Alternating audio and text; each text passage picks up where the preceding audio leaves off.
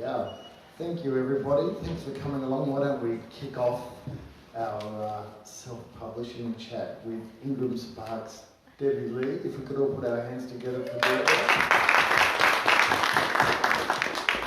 And thanks so much for coming up to be here and share your wonderful wisdom.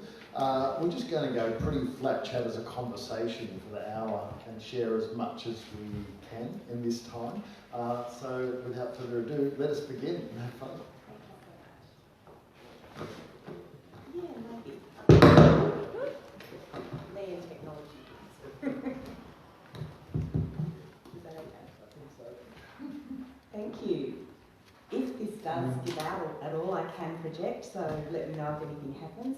And thank you everyone for coming. And I also want to say it is a PowerPoint which sounds a bit sort of businessy in this sort of informal, wonderful environment where everyone wants to feel like they're part of a more, inclusive group. So I do encourage you to interject, put your hand up if you've got something that you want to ask or say during the session, because I don't want to just be a talking head. And Jamie will facilitate that as well. So we want it to be like a conversation, but I do have PowerPoints just to make sure I don't miss out any important information that I need to convey. So, first of all, I'd like to know if anybody here is already familiar with Ingram Spark. Oh, fantastic. Well, of course, the academics here who, I'm obviously affiliated with, they know all about it. In fact, the university groups that study publishing use our platform to, produce their trial books as a group of students. So that's been a really interesting project. But I think we started that conversation a few years ago, and that's through networking. So that's just one example of how groups or individuals can set up little publishing houses using the Ingram Spark platform. Without further ado, go off, and that's partly why I have PowerPoint, because I do digress. In case you hadn't noticed. This is a little bit about me, just to let you know that I was 30 years in the publishing industry. I fell out of an arts degree back in the day before they had anything like publishing master's degrees. So I basically did an English literature and anthropology degree, had no idea what job I wanted, and there was an ad and it was local, it was in Hornsby, and I lived in North Shore of Sydney, so it was very good. I didn't have to move out of home, and I got my first job. Basically on the back of a reference from a bookseller, so that's part of that sort of community side of things that I think is still relevant today, even though the market's changed so dramatically, and there was nothing like print on demand in those days. So I started as a trade sales rep, and I eventually moved into academic publishing, and I became a publisher mainly for textbooks and professional resources for, higher education and vocational markets. That was, then, and this is now. I moved into the Lightning Source, or it's a company that's got many names. It's based in the US and it's called Ingram Content Group as the umbrella term. Lightning Source is the print-on-demand platform, and Ingram Spark is a sub-platform of that, exactly the same technology, but it's the platform that was developed for really the indie publishing market. So that's what I consider this group is, and I think it's the burgeoning market, and it's where I'm very passionate. So I do spend a lot of time going to indie festivals. It's a hard job I've got, and working with individuals and small presses, and just explaining how it works and fielding questions and hoping to spread the word like some sort of evangelical, publishing person. Indie publishing is our future. So it is. It's kind of like, the new religion. Yeah. So let's not go there. Hallelujah. That's it. Hallelujah. We've got fans as well. Yeah, that's fine. We're all a bit menopausal, as Susan was saying, so don't mind the extra heat. So, what is Ingram? It is the world's largest and apparently most trusted wholesaler and distributor of books. It's been around for over 50 years, and it's still a family company. So E. Bronson Ingram started Ingram Content Group back in, the 1950s as a library supplier and book wholesaler of physical stock. So it wasn't until his son, John Ingram, who is still the chairman, he's no longer the CEO, he's handed over the reins because he's busy building a soccer league in Nashville, but he's still very much involved. And his mother, Martha, is still alive. So E. Bronson died in 1996, Martha Ingram's still alive, she's at the top. But John Ingram came up with the idea of print on demand and developed the technology. So obviously they're a very well, they're a wealthy family, but they're also a very influential family in America, and Ingram's a household name in the publishing industry there. It's not so here, but it is becoming one within the publishing industry. So, for example, when I started with the job 6 years ago, I didn't really know what I knew what print on demand was roughly, but I was a bit sort of going to the other side, you know, my trade to traditional publishing. But in actual fact, no, we're the salvation for traditional publishing, to go along the religious theme. Anyway, so what we do as a company, we have publishers over, well, 30,000, probably closer to 40,000 publishers now. That's not even including the Ingram Spark platform, but traditional publishers that put their books into our system by uploading files, and we sort of have the server that contains all the files, and we also sell to the retail markets. That's based on the information that the publishers apply to their titles when they upload their files.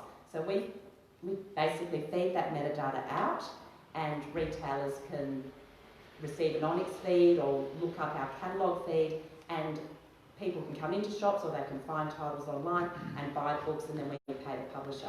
There's 39,000 channel partners. That includes Amazon, but Amazon is but one of our channel partners. So it's a really robust system and it's quite unique. Just to sort of drill down a little bit, if I don't show this slide, my boss in the UK gets upset because he wrote it on the back of a coaster, and it became a very important PowerPoint slide apparently. But it just drills down a little bit more about the publisher inputs their files, the retailer orders, or the publisher can order books from their own account. No one else can access the publisher's titles, just the retailers that they give us permission to send the files to by applying pricing. But we can then send to the end customer. If the publisher puts in an order, you're a publisher, you've got an Ingram Spark account, you upload your file, you place an order, but you don't want it to come back to you. You want it to be drop shipped to a friend or someone, a reviewer or someone overseas or in Australia. We just print it and we ship it to the end customer. We don't take orders from the end customer. We don't have a website with all the titles that we hold, over 17 million titles, but we do take orders from the publisher and we take orders from the retailer.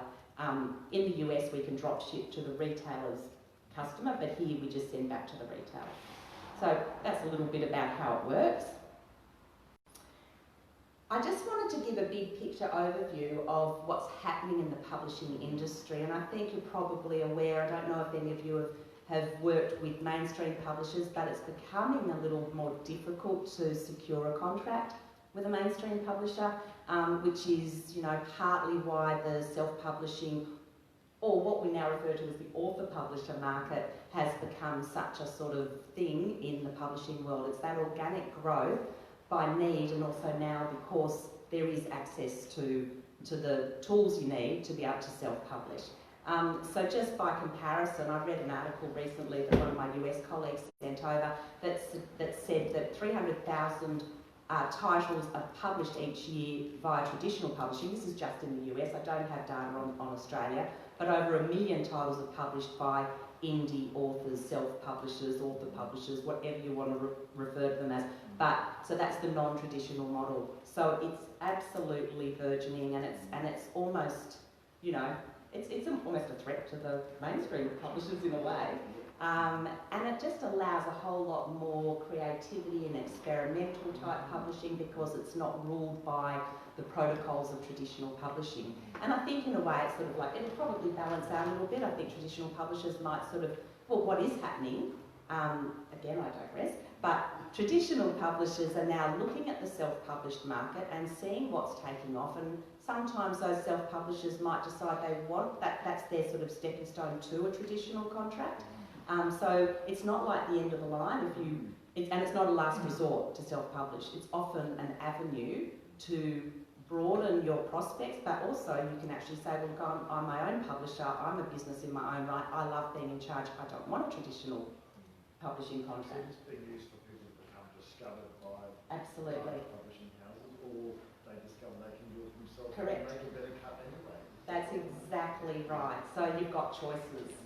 But, if that elusive publishing contract really is just too hard, don't give up. Do it yourself, but do it yourself with the guidelines and all the resources that are at your disposal, so it looks as professional as a mainstream published book. Yeah. And the other thing is, obviously, if you're an indie author, you have to spend money, which is different. I'll go into a little bit more detail about the difference between traditional and self-publishing, but you do have to pay to publish yourself, but you're paying the people that you're employing, so you're acting as the publisher. So you're in charge of that. And generally speaking, you probably don't need to spend a whole lot more, depending on the time. It's really how long's a piece of string. But, you know, most of your spend should go on editing and marketing, and, you know, employing professional people to do those sorts of things because you're the author. You're in charge of that decision making, you can negotiate. You might spend $1,000, you might spend $6,000, again, depending on what your budget is and the nature of the book, but you're in charge of that. So that's one of the, you know, it's a good thing. Obviously, if you are with a traditional publisher, you're not paying, but you're also not reaping all the reward. Correct. And likewise, you're publishing what you want, not perhaps what a publishing house is asking you to alter. Exactly. Yeah. Yeah, so it's really interesting. And I mean, obviously, even then, we always stress that you should have an editor because there's nothing worse than a non-quality book that screams self-published because there's a typo on the back cover or it's not sort of a, you know, a well-written, well-presented product. So we do say that you should have that conversation, that sort of toing and froing from an editorial perspective, not with your mum, not with your, you know, your best friend, but with a professional editor. I would always advocate that, so that, you know, you're employing the same quality checks that a mainstream publisher would employ. So, some of you, this will be, you know, back to basics because you're already utilising the platform, but it is just a matter of making, you know, everyone informed and letting you know how simple it is. But, you know, it's obviously a little bit of learning as well. But when you go online and you look up Ingram Spark, all one word on Google, up will come the website and all the resources are there, and you can literally set up your account within minutes. You do need a credit card and you need an ABN. So that's the only criteria. Other than that, you can set up your account and you can, yeah. Just wondering, would PayPal be a good alternative to a credit card, or do you? You have to have a credit card to pay for the print, but you can set up a PayPal account to receive what's called the publisher compensation for sales that occur. You can use a debit card. Yeah, good, thank you for that.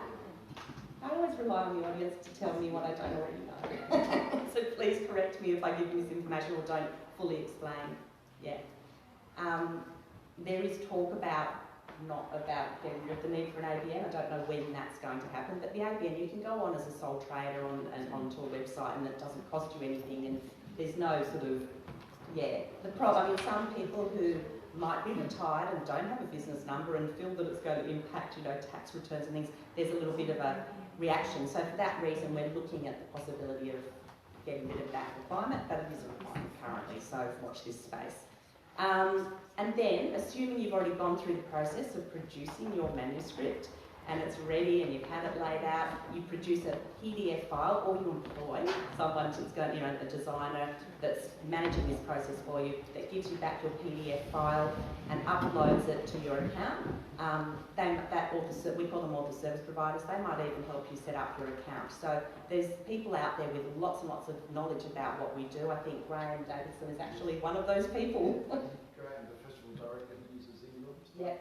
Yeah, and he's, I just met an author here who said Graham's helping her with setting up the account and setting up the file. So there's a lot of people, and we have a list of, you know, people that we know are familiar with our system, but we also have customer service. That's one of the beautiful things about Ingram Spark, which is why we've probably grown so much at an exponential rate in Australia, because there hasn't been anything like it before, where you've got an Australian base, not just for the printing, but for the customer service as well.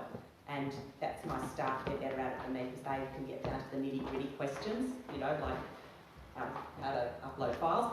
I say it's easy and they actually, you know, make it easy.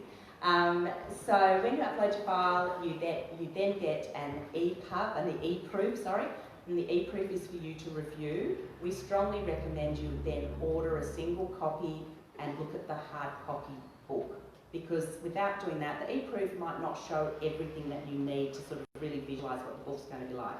You can approve the e-proof and it's ready to go. And then if you do receive your hard copy book and think, gee whiz, you know, it's not quite, the cover's not quite centred, you get an error message if you haven't uploaded the file absolutely in compliance with our requirements. You get an error message, so there is feedback saying you need to embed fonts or you need to get rid of crop marks or whatever the, you know, the thing is that you haven't done. There's a file creation guide online, so you've got a step-by-step guide as well as a shortened version, a checklist. So you've got lots of help if you're going to do it yourself, that as well as us, as well as all the service providers. But, you know, check your e-proof, order a hard copy, you have to pay the print and shipping, but if you find a mistake, you upload a revision file.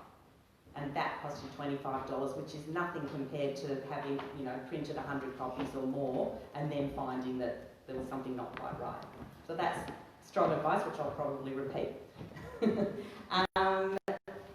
Then you start placing orders via your account. So it's really straightforward, and there's a tool. Actually, when you place an order, you see how much it's going to cost before you click submit. You'll see how much it's going to cost for printing and for shipping, and you can escalate the service level, meaning normally we print in 3 to 5 days. If you want it quicker, you can pay a bit more and we can do it overnight. Same with the shipping. So it's really quick. It's almost, I mean, it's completely unique in terms of how we differ from other printers. I don't think, it's easy to get as a self-published author just wanting a few books. It's very difficult to get a printer to just print one copy. And it's also difficult to get them to do it within a 3 to 5 day time frame. So that's where we really distinguish ourselves from offset printers. But what we're saying is we're non-exclusive. You can use us just to get your proof copies out to reviewers, and if you really want 1,000 copies, do a comparison on price. And if it's cheaper to do it with an offset printer, by all means, go there and keep your book in our system and utilise, you know, all services. We're non-exclusive, we're not taking copyright, we're not your publisher, we're not going to tell you you can't write about this or that within reason.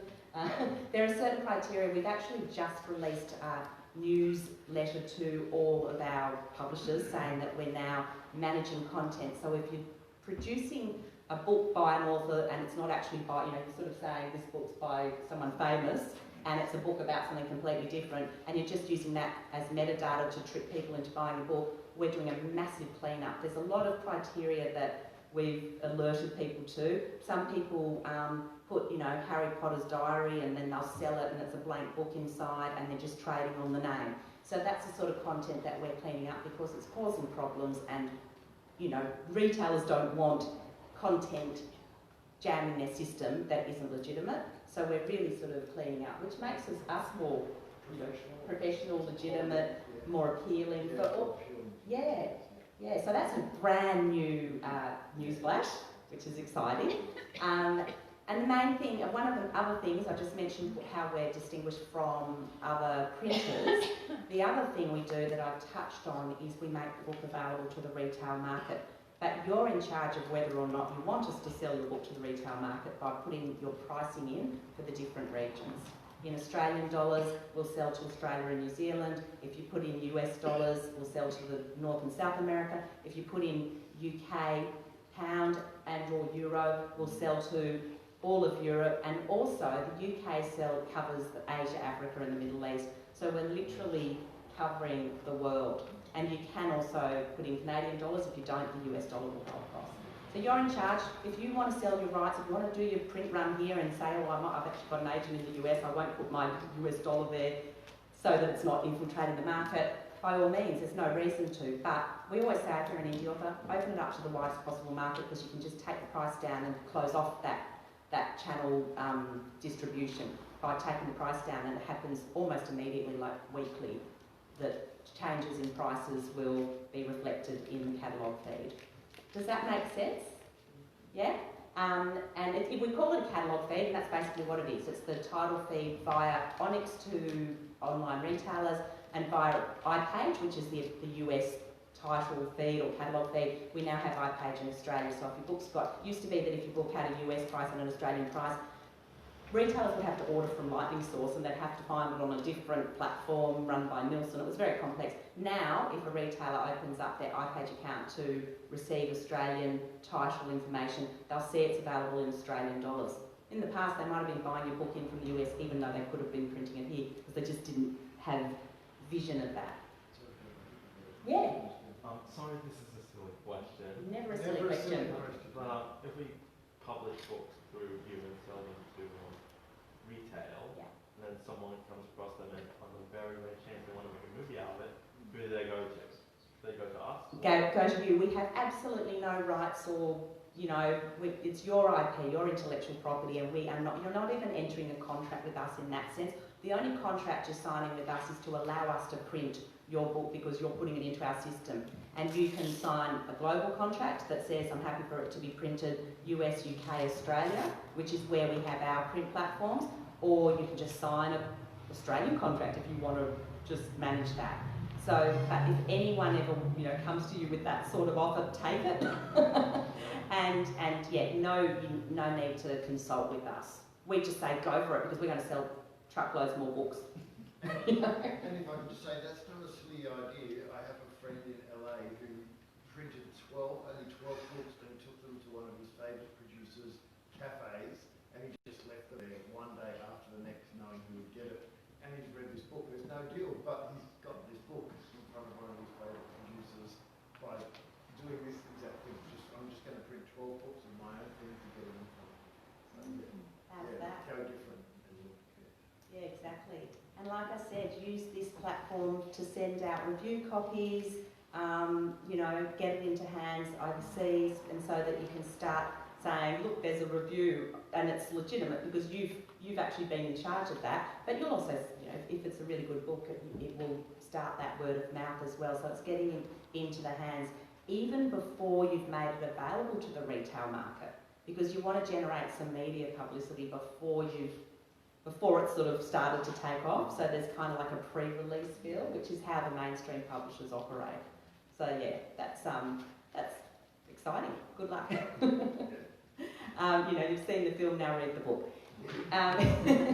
So that's what happens. So once we receive an order from a retailer, we then produce the book, we send it to the retailer, they give it to, they sell it obviously to their customer, they pay for the shipping, but you get paid what we refer to as your publisher compensation, which is your net receipts less the cost of print. So you're in charge of your pricing.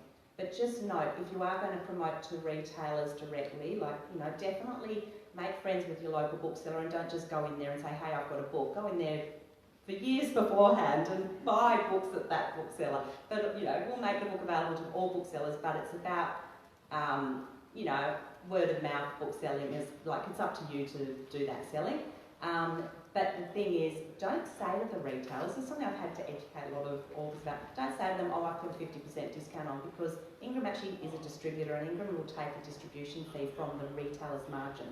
They're not going to get the full 50%, they're going to get maybe 40-45%. It's different in different markets, and I can't even tell you what it is that we take. It's a small commission on the retailer's margin, so just say the book's available from Ingram. Just a tip. But we do recommend the higher the discount. In Australia, 50% is optimal. You can go higher, but that money just ends up in our pockets, so just go to 50% if it's a trade book, 40% if it's a professional book, because that mirrors what mainstream publishers are doing. In the US, they actually require, if you want your book to be available to the large discount department stores like Target and Walmart, obviously there's 17 million titles, they might, your book isn't necessarily going to reach the shelves, but if you want it to be available, 55% is the discount that the US do recommend for a trade book. But just think about your market and whether it's feasible. And don't cut yourself, because at the end of the day, you're going to get back the other 50% less that cost of print. Does that make sense? I'll go over it a little bit more, but I think it's quite, it takes a bit of sinking to understand the principles behind that. And the other thing I haven't mentioned is that we also distribute ebook, and that's the other beautiful thing about this Ingram Spark platform, is that you can upload your ebook and your print files at the same time. It's a flat fee of US $49. Another innovation that's just going to be rolled out eventually, not that far off, is that it's going to be $49 Australian rather than US, so you know what you're going to... I don't know exactly when, but even besides that cost, you don't have to pay anything if you use Spark AU, capital letters, as a promo code when you upload your file, then you get free time set up. So just make a note of that if you're thinking of uploading a book, use that that code for the rest of the year, and it will probably be rolled over into next year. So they're just little tips. Yeah. It's capital letters, and it's on the fly. They're SPARKAU, and the reason we had to put the sticker on was that it said ends in 2019, but it doesn't. So we put a little sticker on that flyer, which makes it a bit more obvious to you. If anyone didn't get the flyer, we've got heaps. So, and you can even take it to your Yep. Discount. Do you mean like the discount is like what you would normally call in retail wholesale? Yes. Right. Yes. And so if, for example, you want your book to be, oh, there's another pearl of wisdom. I'm full of them. If in Australia, we add the GST. So if you want your book to be $29.95, don't put it in as $29.95 because it will come up as $29.95 plus 10%, which is actually not a bad price point. It's $32.95 in that case. But if it's something like, you know, if you want your book to be $24.95, it'll come up as something like $27.53. It will show that you're a self-published author just by the pricing, because we add the 10%. So this price is your RRP divided by 1.1. That's how you come to the price that you load into the system. None of the other markets, you don't have to think about any tax implications. You just put what you want as your RRP. In America, they call it SRP, suggested retail price. So if you want it to be $29.95 in America, price it accordingly, because every state has their own tax. We don't apply it, and you know it'll come up on Amazon and Barnes and Noble websites and so forth as your expected price. But that's just something to remember. But if you put, and as I say, price individually per market, because in America and the UK books are cheaper. So do a bit of research. Look online at other books of the same genre that are, you know, similar in page extent, and just do that research, because if it's $29.95 here, it should probably be, say, $22.95 in the US and maybe, you know, £16 in the UK. I don't know. Don't. I'm just giving you examples, but don't just convert. I think we are also introducing a conversion tool online. These are all the things that are in the future, but I would still recommend that you do your research rather than just using the conversion tool. Price to market, and as I mentioned with discounts, the same thing. 55% in the US will give you more exposure, and in fact, I think it's Barnes and Noble want that extra.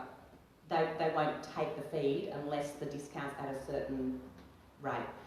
And another thing, like this is just from every day I learn something. I had an email from an American publisher saying, why is my book on Amazon reverting to Amazon Australia? Why is it reverting to Amazon US, not showing Amazon Australia? And it's because she had a 20% discount. So Amazon must have an algorithm or a rule that's like, well, we're not going to bother printing it. They have to buy it from the US. Because they get more out of it. So just think about those sorts of things. It will impact the saleability of your book. So some of the things to know about when you're actually promoting your book, and the fact is, we make the book available to market, but we're not selling your book. We're not, we don't have a sea of reps that are going out door to door like my old job when I started in publishing, really hand selling. So you have to promote your book to market, and obviously there's lots of means of doing that, which we'll talk about. Yeah, definitely.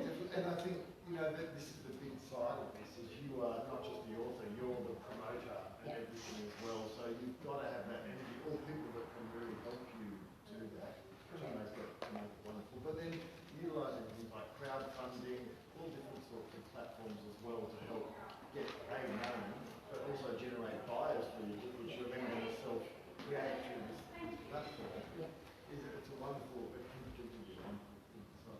Are there organisations or individuals who specialise just in that promotion aspect? I mean, could you go down this path and publish with you, for example, and then bring on professionals? Yeah, there's definitely professional PR companies, promoters, publicists, but again, you have to pay for them, of course. Yeah. But if you get good returns from them, and I think though, it's simply Googling those sorts of people, finding them, but looking at who they've done stuff for, and then you get a gist very quickly. Because we'll talk about the rising snake oil merchants around this, and I come from a film background, and there's so many digital distribution gurus who really are just out there taking people's money because there's this value thing. I've made my film, I've done my book, here's a couple of grand, now get it out there and I'll take that money, but then you may not see much. So a lot of people are finding out who they've done stuff for and potentially the results of that. When we deal with a film distributor, the first one we dealt with actually,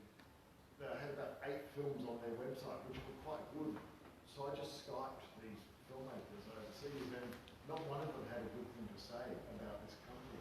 And I was aghast because I thought, oh, this is great, beautiful website, these people do wonderful. I'll just chat with them and find out if there's anything I know.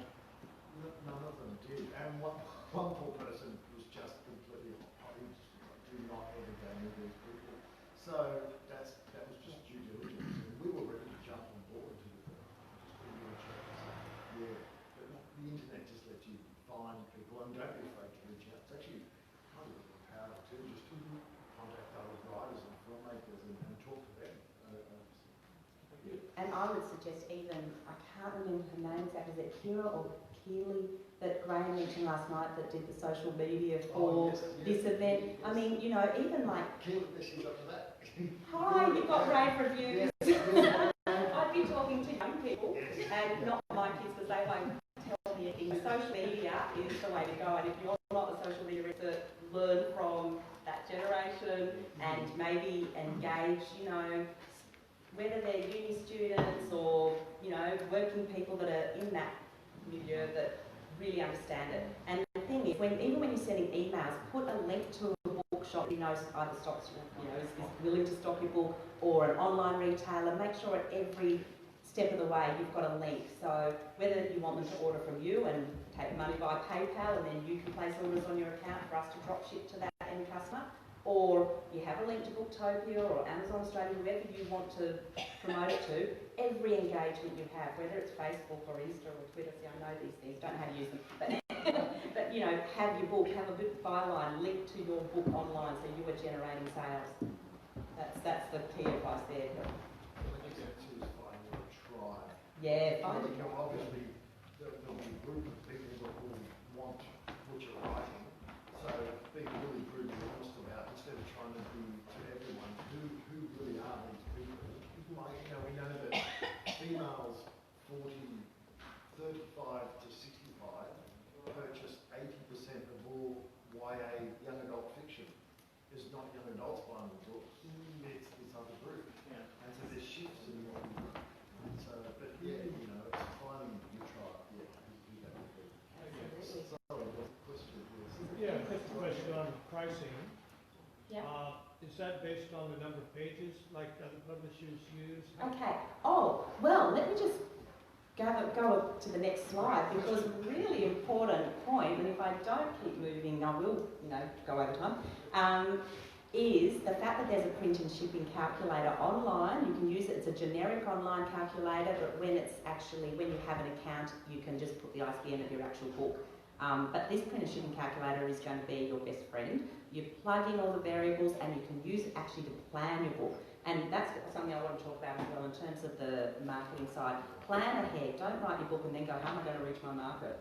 You know, but the actual pricing side of it, the cost of printing, this is the first one, there's 2 resources. The print and ship calculator will help you know what your book's going to cost you to print and to ship if you're placing orders yourself.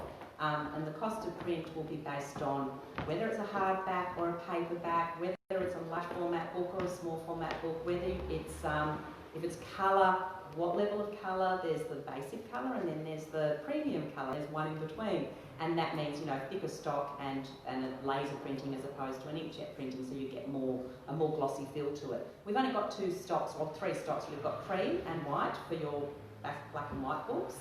A lot of the time novels are printed on cream, professional handbooks, business books are printed on white, and then the colour books are all printed on white stock, and then there's 2 thickness, there's 75 GSM for your standard colour and 105 GSM for your more, you know, glossy looking, intense colour books. So, and there's a whole lot of trim sizes, so you've got, they all come down as drop down boxes. So just say you want to print a black and white paperback, you can also choose whether you want matte or gloss lamination on your cover. That's something that's stylistic, and so look at books and think, gee, I really like that look, okay, I like the matte look because it's a crime book or whatever it is, you know, and you can print a gloss book and then decide I really want to change it to matte. You can change that on your account. when you've actually printed the book, you can change it. It's not going to change. You don't have to re-upload a file for some things. And also, you might not know the full page extent of your book. It might be 200 pages, but you might keep writing, it becomes 250. So you can just revisit your printed chip calculator to know what the impact's going to be on your cost. But you have to put in a postcode, because it's a print and ship calculator, and it will tell you what it's going to cost to print and what it's going to cost to ship. It's really, you know, that's at the very basic, before you've even conceptualised fully what your book's going to look like, or, you know, you can play around and say, well, I was thinking of a landscape children's book, but gee, there's a smaller trim size. Let's see what that costs. That's sort of, yeah, hopefully that's helpful. Yeah? Yeah. Oh, sorry, I'm taking another question if you like. And Mel Denise up there. Oh, hello. Patiently. I know you by name. Oh, wow. So I was wanting to know, do you have does that calculation tell you the stopover point between offset printing and print on demand? That just tells you what we do it for, but then once you know that, just as an example, if you do a 200-page paperback black and white book that's, you know, pretty standard trim size, it's going to cost, say, you know, $6, between $6 and $7 to print. There used to be in Ingram Spark a volume discount, so if you printed 100 it would cost 5% less. If you went to 250 it would cost a little bit less. They've got rid of that. They've reduced the base print price for the trim on most trim sizes, but you've still got a one size with whether you print 1 or 500. So obviously it's worth getting an offset quote. Right. Because then you can decide, look, I'll do my 1s and my 20s and my 50s with Ingram Spark, but if I'm going to do 500, it's going to be cheaper to do it offset. So get a quote. But because I've complained on behalf of my Sparkies, we might be bringing back in, that's another thing, let's watch this space, they might be bringing back in a volume discount for increasing volumes, because I do think that we've, you know, shortchanged publishers, because a lot of the time people are in the platform, they just want to get the books quickly. Whether you print 1 or 500, it's still done within that 3 to 5 day time frame. If you go into an offset printer, you're looking at, you know, 3 to 4 weeks possibly for your 500 copies. And so you work hand in hand with things like Amazon and places like that. We can just use you for that. Yeah, you know, some people have, I don't know if you're referring to people that have uploaded to KDP, or it used to be CreateSpace, which is owned by Amazon. We actually, if your book's in CreateSpace, or KDP, chances are it's actually in our system and we're printing for Amazon. So and you can just go through you. You can just come direct, and even if you already have a title with KDP, you can put the same title up with us. If it's the same ISBN as in you own the ISBN, you didn't use a CreateSpace ISBN, Amazon will read that and go, right, we've already got that title, so we won't take the feed. So you can actually have the same ISBN in both places. But you have to own your own ISBN. Only if you haven't clicked in Amazon Extended Distribution, because that's actually done through Ingram, which means that your book will be in KDP's account on Ingram and will have that rejection. We've already got that title in our system, so you can't use that same ISBN in your own account. Very complicated and probably a bit murky, but yep.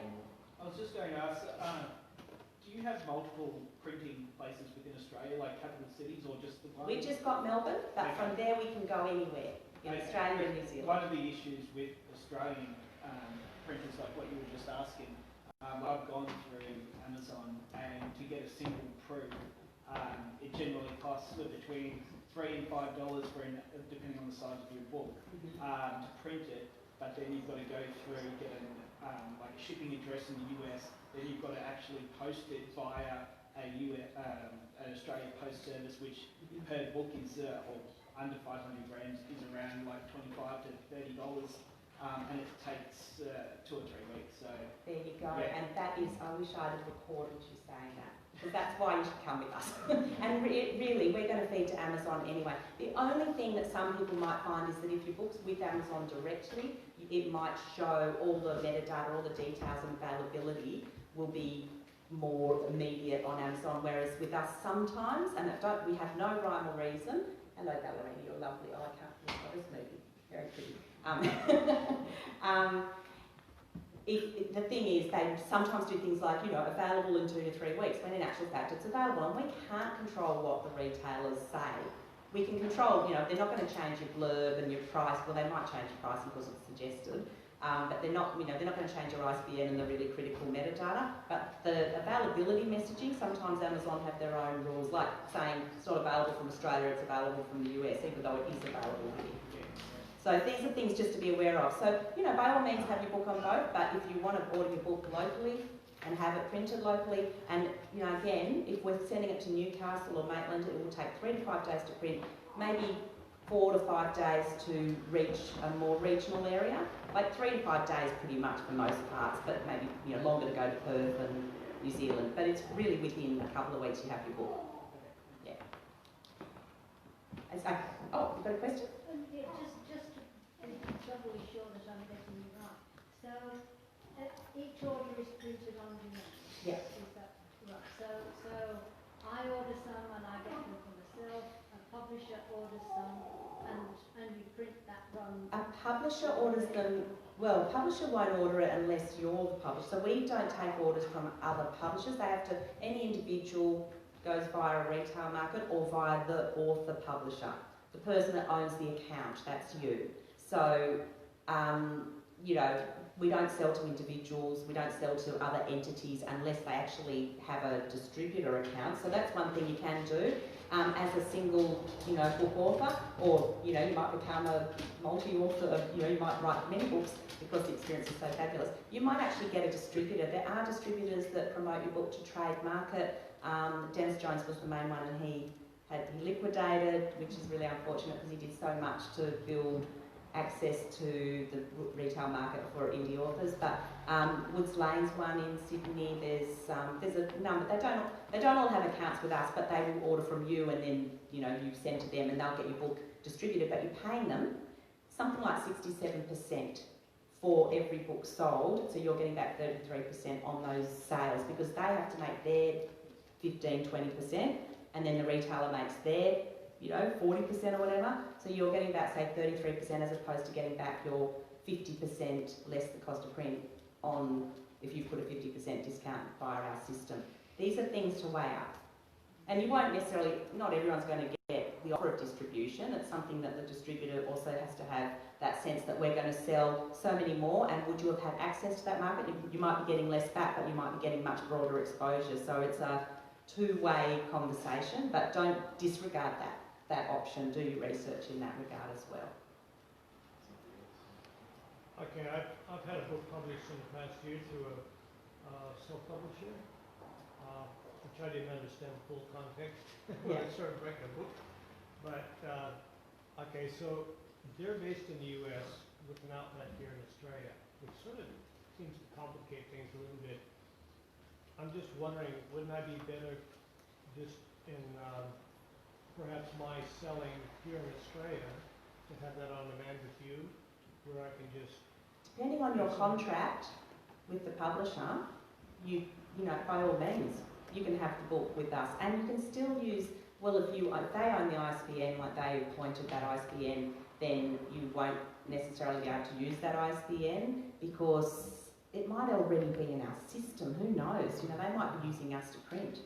Well, I own the book, right? I Okay, own you all own rights to the book. And Okay. so You I've can actually got upload. the proof and Yeah. all that sort of thing, what then I can submit that to you for assessment and the price. We don't even assess, so you just have to have your finished PDF file. You set up your England Spark account, you follow the guidelines. If it's already been edited, maybe and designed, and you've got the final version of that, you create it as a PDF and you upload it. But it has to comply with our file creation guide. So make sure you check through that, and then you upload it. If there is an ISBN conflict because that publisher already has it in the system, then it'll be rejected. But you can always buy another ISBN and maybe do a slightly different cover and a slightly different, to differentiate, so there isn't a conflict in the market. Australian edition or revised edition or something. Put a prologue in, some quotes, whatever. This particular resource is the other one. So I mentioned the print and shipping calculator. The other one that I really urge you to have a look at online, free of charge, is the publisher compensation calculator, because that tells you not only what the cost of print is, but what you're going to receive back from retail sales. So it's the same variables, the trim size, the whether it's colour, whether it's hardback or black, or whether it's paperback. You put in all of those variables and the page extent, and you put in your price points, your suggested price points, your list price in Australia ex GST, or you can choose US or UK and the discounts, and you will get a calculation showing what you're going to get back on the sale of that book by the retail market. And that's a really good way to actually play around with different price points and different types of books again. With a hardback. And I would also suggest, another little pearl of wisdom, is that you make your book available in as many formats as possible, because you don't know what format a reader is going to want to read it in. So that, there's really only three. There's hardback, paperback. Actually, there's two hardback types. There's hardback case laminate, which is just where the cover is the cover without an external dust cover. And that's a laminated sort of cover on cardboard, hardback. And we produce those, that's a little bit long, 5 to 7 days, and we produce those in-house. And a paperback, and you can also do a hardcover with a dust jacket, which is kind of a nice special edition. It's going to cost more to print, but so you price it accordingly. You put a price on that matches that cost, but if you think about it, a hardcover with a dust cover, you might be able to charge $49.95. And also the ebook. So make it available if you can, and just work with your designer at the time and let them know that you want 3 separate PDFs. You have to have separate ISBNs. The other trick is when you order your ISBN from Thorpe Bowker, you do that yourself, you buy online. It's about $45, say, for one, and it's about $88 for 10. You might as well buy 10 if you're going to do just an ebook and a print book. You've already paid for 2, and you've got 8 more for all those other books you're going to write. Does that make sense? Oh, okay, I'll quickly hurry up because I always do this. So I mentioned that you should price for all markets, but also note that we have other print partners on the retail side of the business in a growing number of countries that are down here. That includes Germany and India. They're our stellar examples, but also South Korea, China, Japan's just come on board. I don't know if it's 100% up yet. Brazil, Italy, Spain, Poland, Russia. A variety of places. You may get some sales. A book might take off, but the US price you put in will predicate the pricing overseas, and basically you get paid back care of your US dollar price. So if you enable Global Connect, you've got an option of enabling it.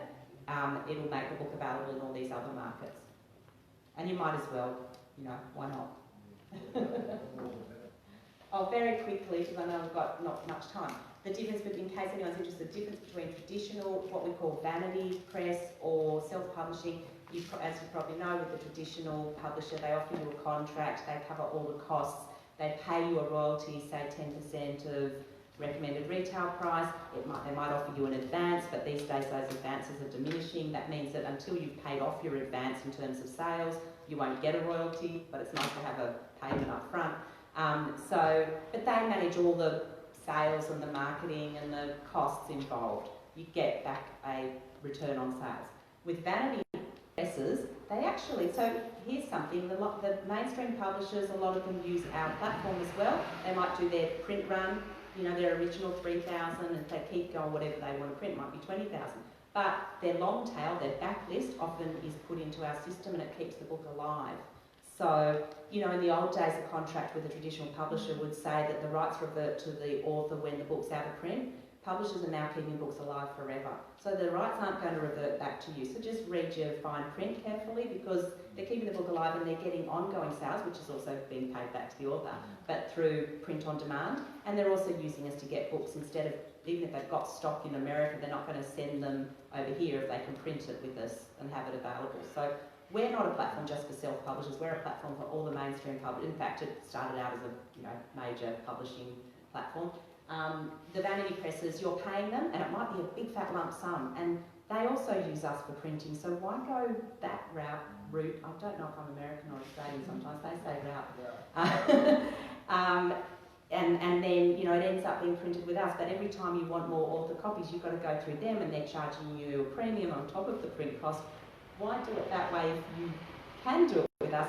And you lose control of the editing process, and they're usually somewhere overseas, so you don't have that relationship that you would have with a traditional publisher that's local.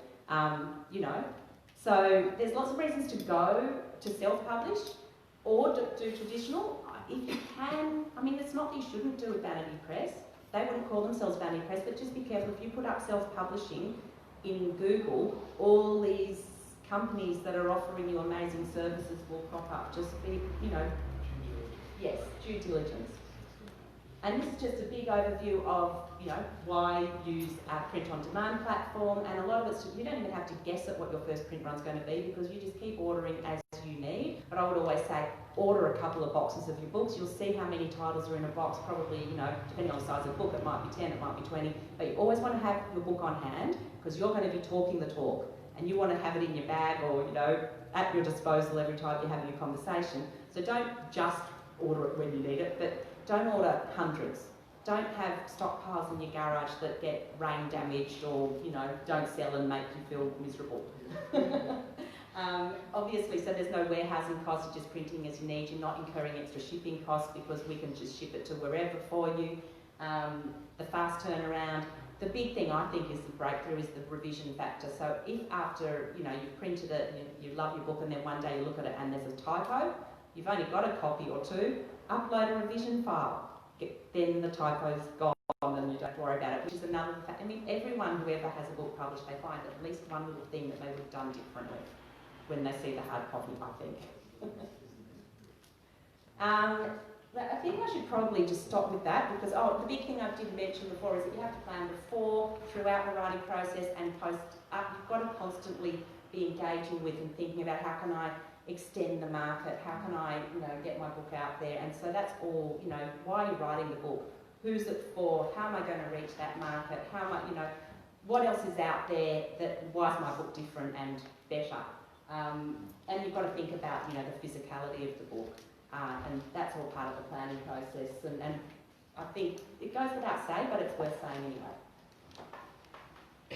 anyway. Cover is really important, market research really important, employing the professionals, we call them all the service providers, people like Graham. We have a list, as I say, if you want, recommend. There's a whole sort of, again, a burgeoning market of professionals who are either editors or designers that have their own network, so you're not on your own, you're working directly with the people, whoever it is that you choose to help you through that process, and they'll work within your budget, and you're in control, you're acting as the publisher. But things like titles, things like, really important to get, blurb has to be really, really important. And it's a whole art form, right? It is. All different websites dedicated to blurb. Exactly. Real art form, absolutely. It's part of that pitch thing we're talking about Yes. afterwards. If you can't get it across in a very short time frame what your book's about and why it's so great, Yes. then how do you expect anyone to ever want to open the book, And you've got to be able to pitch it. And the blurb you can talk through, you need to get other people to read it, make sure that it hits the right note, and read lots of other blurbs, get the sense of what's important. If you happen to get a pre-publication review from someone that's got a bit of, cachet, put their quote on the cover. Yeah, exactly. And then we know from our own experience, it's the title and the blurb, or the cover, and the blurb, really the two things we look at to decide if we're going to take a book, if it's off the shelf or if we're just browsing, So that thumbnail art form too, we were talking about in another workshop, was, that little thing is what people may decide. Yeah. And all this work we've done, that little view could be what people decide to pick your book or for your book. And at the same time, you've got to be really careful about not trying to please all people, because you never will. So, what someone absolutely loves in a cover, whether it's the artwork or the colour scheme or the font, someone else might go, ugh, don't like it. So just go with what you feel, but also take on board whatever information you can that you agree with. Don't sell your soul to please other people, obviously. And then there's the author platform, which I also touched on briefly, which is, if you can get someone to build a website, if you're like me, you wouldn't have a clue how, but, engage people that can do that. Social media is really important, and also these sorts of events and networking and joining a writers group. And it's obvious, but, there's the Australian Society of Authors, there's the Australian Publishers Association, there's all sorts of peak bodies that you can also consult with about, the trials and tribulations of being an author, but also, the pitfalls and the just guidelines that you need to consult. Sending review copies out before the book's published and after it's published, and even having, if you want to spend money on point of sale, I don't really advocate it, but it might be that a little bookmark does make a difference. We don't do that sort of thing. An offset printer might. If you print 500 copies, you can say to them, can you give me a run-off of point of sale? And then I just did, because we had that conversation, so there are online marketing tools, and they all have a slightly different orientation. I would just do research. I can't really speak to them, and individuals use them in different ways, but there's all sorts of ways of getting your books reviewed or working with online marketing, and it will obviously cost you, but it might open up the Pandora's box to accessing the broadest possible market. And a big thing too, of course, is your customer database. Try as soon as people are getting your books to get their emails or something. I mean, Facebook following is one thing, but if you've got a big group of followers, then your life becomes so much easier to sustain a career in self-publishing. You've got this beautifully cheap platform, and if you've got your other database of people, it makes your life so much better. If you can crunch the numbers to work out how many people you actually need, then, and there's some great online resources all about growing your email database or your customer database. And yes, start before you've published. Yeah. Well before. And the other thing that's really going to aid your discoverability, which is a key term that keeps coming up in the publishing world, is the metadata, and that's everything about your book that you're uploading into your Ingram Spark platform, so there's no sort of guesswork around it. It'll come up, say, title, subtitle, author, every bit of information that you can possibly put, even down to author's location, affiliations, BISAC codes, which is the cataloguing system that's international. We also allow FEMA codes, which is I think BISAC's US, FEMA's UK, but it's all about, is it a fiction book? Is it aimed at young adults? Is it romance? You get 3 different categories, utilise all of those fields, put in key terms, and there is one of those other online marketing tools. You can actually find out what key terms are trending at the moment. So, there's all sorts of resources at your disposal. And the other attributes that's part of metadata is the things that you've chosen around the publication, the trim size, the hardback versus paperback, whether it's a gloss or matte cover. All those things come up. That all aids discoverability. It's what you see when you look up a title online. And if you don't see a proper, you only see a short blurb instead of a long blurb and a short blurb, you're not really as engaged with that title. So utilise whatever metadata resources you have at your disposal. And we feed that out. That's what we feed out to the market. So that's really, I think, pretty much. Oh, there's always more. Just when you thought I'd finished, oh God, get out there. Let's just not bother. Let's just talk. Sure.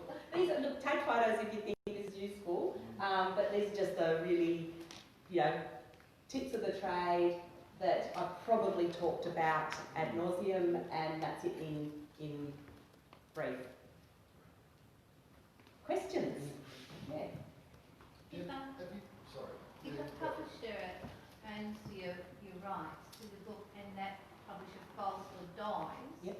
what happens to the rights, and if you die, does the royalties go to your children? Okay, so you have to get the rights back from a publisher that you've worked with.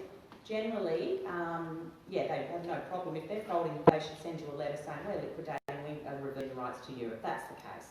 And then you can get your rights back, but you might not get the files back, and they still own the design. So they're giving you the copyright back and the words, and you might have an edited form manuscript, but you won't have the final designed files that you can convert to PDF for our system. So you might have to either get that back. You still have to get it converted into our format and our PDF, for the upload. So that's just up to you. But the rights will revert to you. What was the other part of the question that you said? Oh, okay, so if you happen to pass away and you've got an account, generally speaking, we get a letter from a family member saying, someone's passed away, and we either close the account down, we keep it, if the account's just there dormant, no one else can ever order that book unless you want to receive the publisher compensation because the book's selling in the market. We can revert with that letter. We can revert it to a different bank account. If the author is closed, if that bank account closes, we can revert it to a child's bank account. It's got to be done, you know, with legitimacy, obviously, we're not doing that willy-nilly, and we can transfer files from one account to another. So, for example, if your book is already in our system, just say it's a KDP file, you know, a KDP account, and you want to set it up as an Ingram Spark account, we can transfer. We have to get your request to Amazon. They have to, you know, allow us to make that transfer. There's a process, but we can move files from one account to the next with the right authority.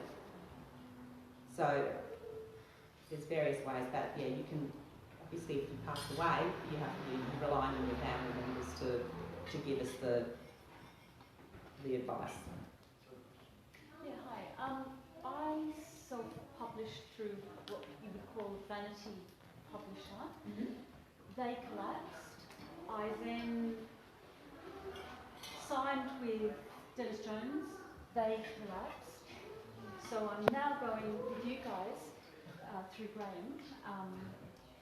But is there any way for me? I didn't get any e-book, and I paid a professional marketer. I was on national radio for, I think it was 3/4 of an hour. I got great PR. Yeah. I'm sure I sold e-books. I got only royalties for one e-book, and I think that was the one I downloaded myself. Is there any way to find out and to pull back? I mean, Where's that money going? where's the money gone? I mean, I presume Jeff Bezos has got some money.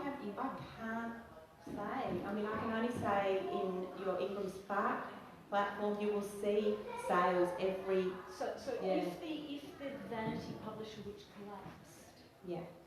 so I presume they went through you guys. I'm sure I signed something with Lightning Source Okay. with them for POD and I think ebook. But everyone I've dealt with has collapsed, and and my royalties have disappeared into thin air. We've seen this in the film game a lot too, where there's these independent distributors, we sign with them, they'll use different, you know, Hulu, Netflix, whatever, but then they're the ones who have the right to report back to you, and that's where we're seeing lots of errors, where we know X number of people have downloaded that from this site, you're telling us only 2 sales have happened. Yeah. We kind of know that's incorrect. And that's the problem with some of these in the film game, some of the vanity distributors there. Well, Dennis Jones wasn't a small operator. No. He was one of the, you know, I mean, it was just, you know, disruption in the industry. I get that, but is there any way for me to claw back or find information? Because I definitely signed contracts that were going from me to them to Lightning Source. And I have not seen a contract that Dennis Jones gives to his authors, so I wouldn't have a clue. I do know that the guy that managed the POD platform within that, which was Port Campbell Press, that was just the name of the business within Ingram Spark, or within actually within Lightning Source. He's now managing his own, like a lot of the top tier publishers that have lots of titles went across with him, and he's managing ebook distribution and print book distribution through us. And a lot of them have then got, he's not doing the distribution, he's just doing the print. Then they're finding their own way to Woods Lane or other distributors. So I don't have any vision of that. I don't know why you would have signed a contract that refers to us, because we're not privy to that. So I'd be interested to actually, you know, talk about that with you. And we're not getting sales of anything under Dennis Jones at all. No. Anything that is, it will have gone through to ebook Alchemy, which Andrew Farrell's managing. Yeah. Maybe have a word to Andrew Farrell if you can. It's not a good story. It's a minefield, people. It is. Sorry, isn't there with books, isn't there a thing, Nelson book scan? Yeah, I've or tried that. They don't, Yeah. I can't. Because if you sell a book through a actual registered like bookstore or something like that, it actually should show up in the Nelson. That was fine. I got my first royalty check. I didn't see a cent coming from iBooks. I didn't see a cent coming from Amazon, and I am certain I got international sales. I am certain. Sorry to be a pain in the ass. Yeah, no, it's Really important. frustrating. I put in $25,000 into that project. $25,000. That's a lot. That's a lot of money. Yeah. Because I'm familiar with the Amazon side. I'm not saying I'm like a guru, but I've had international sales through like Europe, Canada, US, all those, and as soon as they come into your Amazon account, you actually see it within the hour. Because I didn't have the Amazon account, I was Mm. going through a Oh, value gotcha. publisher. Yeah. And, Yeah. and the POD was going through Lightning Source and so on. But because the value Actually, with publisher Dennis was- Jones, he wasn't doing any ebook with No, us I only at the did- time. yeah. He is now, like Andrew is, but that's Andrew. different. Yeah.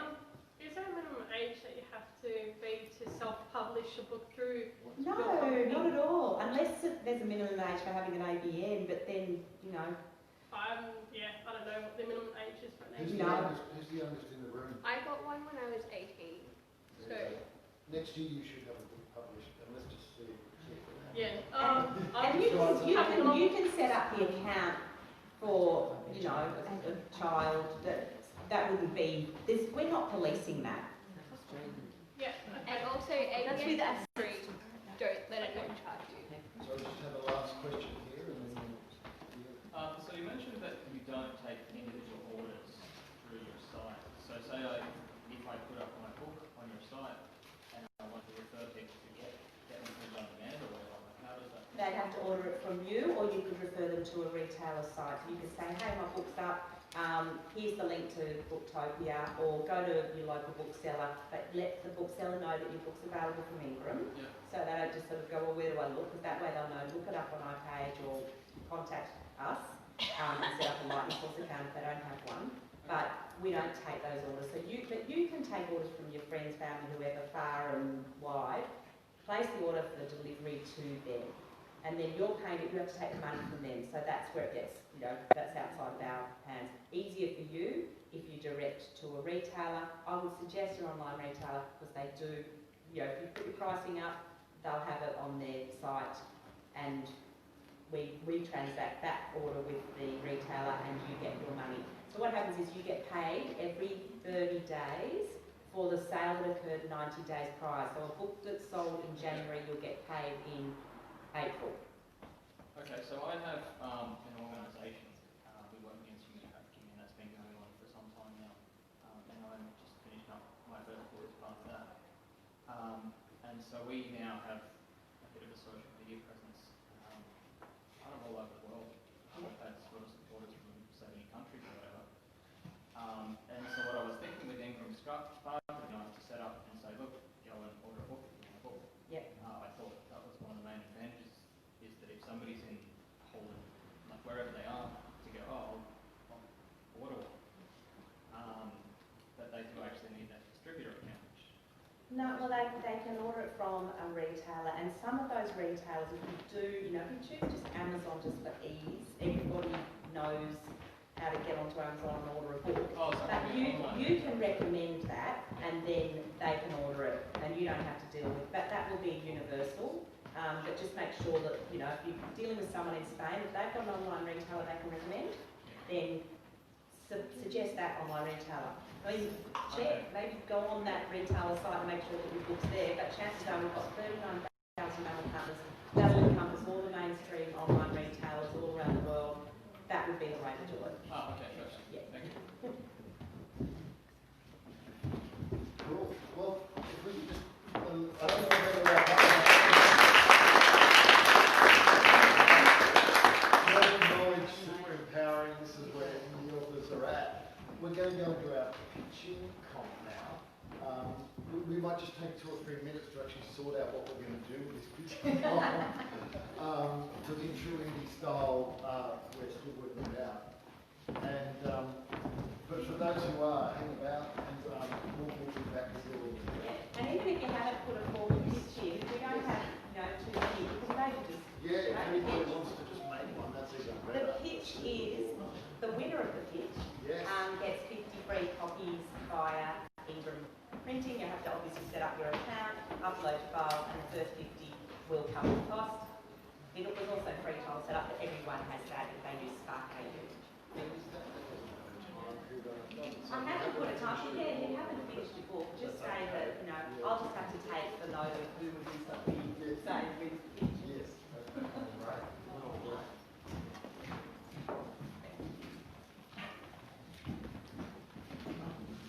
Bag of money, that's a good thing.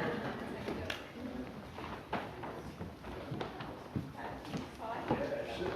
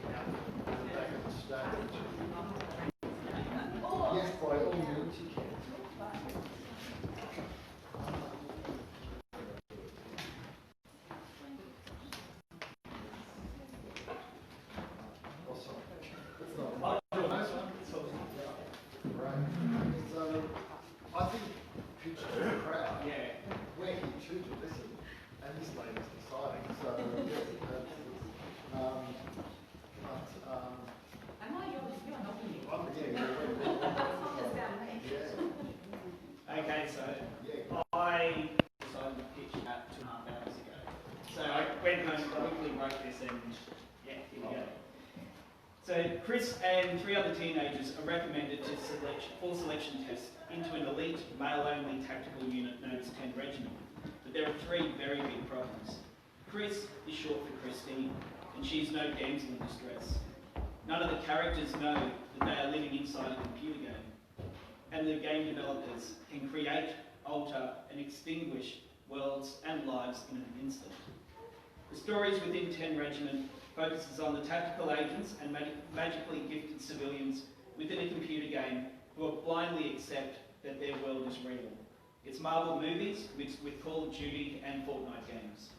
The series includes a campaign mode which focuses on the origin story of Chris and her team, and a quick mission mode which focuses on the team going through a training simulator. I've completed 5 books in the series, and I started on the 6th, and I've also got a website for the books as well, which is 10regiment.com. Thank you for your time. And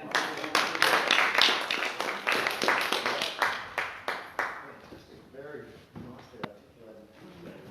That's great. Great combo. Thank you.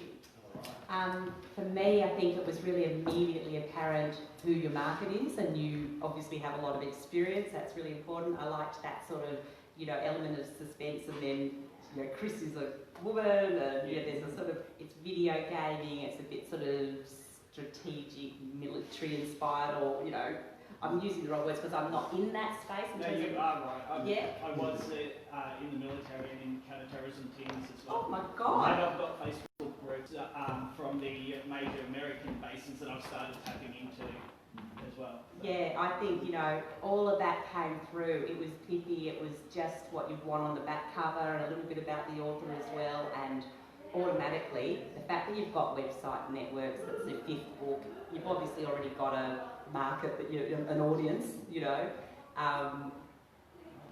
just hats off. That's great. And like you said, straight away we knew what genre it was, we knew who would be enjoying this book. It was there, and it was quick and pithy was the word, wasn't it? It's bang on. Yeah, great. Well done. And for that, you get a free Ingram Spark. How to publish with us. It's not the most up-to-date, you can get the up-to-date one online. I've got giveaways, so hopefully I'll have something for everyone. Might not always be the same thing. Elizabeth Reed. Can't hide.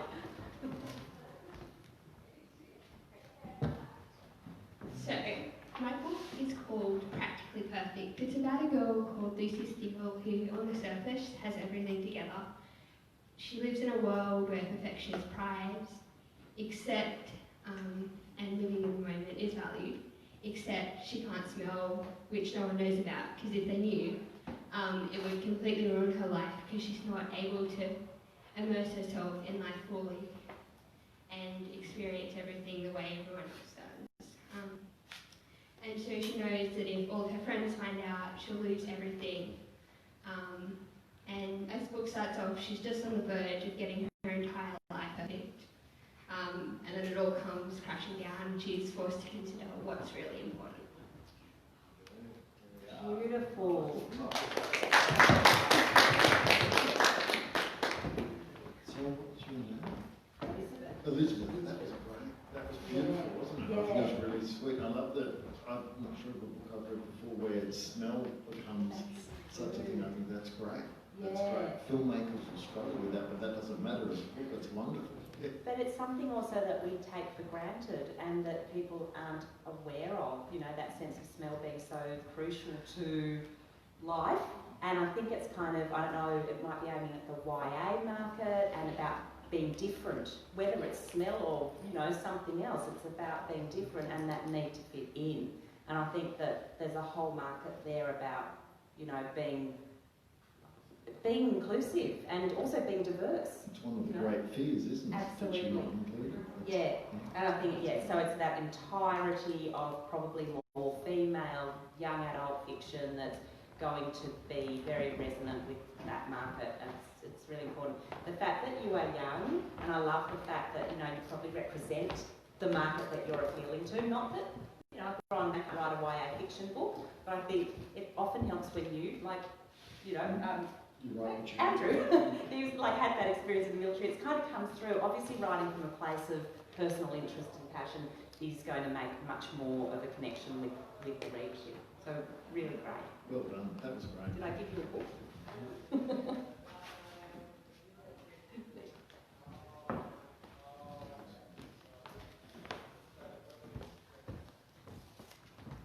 Catherine Bennett. Come on up, Catherine.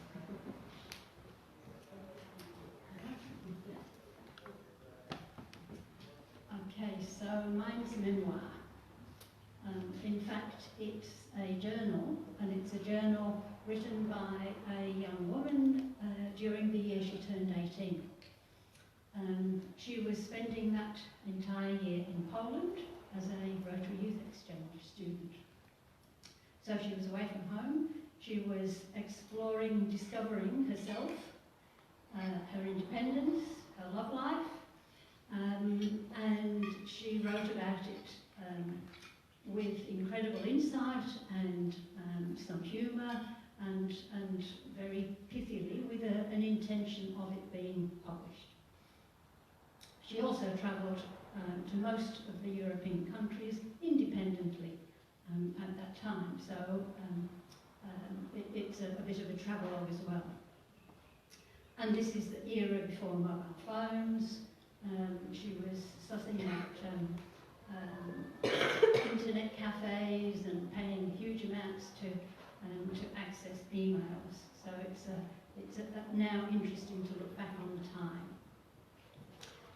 She was learning how to live with different families, away from her home family, in a new culture, in a different language. It's truly insightful. It's a very privileged insight into a young woman's life, and I think it would be very interesting to other young women and other people generally. It's now actually for posthumous publication because that young lady is now deceased. She was my daughter. And I've added, I am intending to add some comments for continuity, but also to interview people who are part of the journal for their comments on what happened.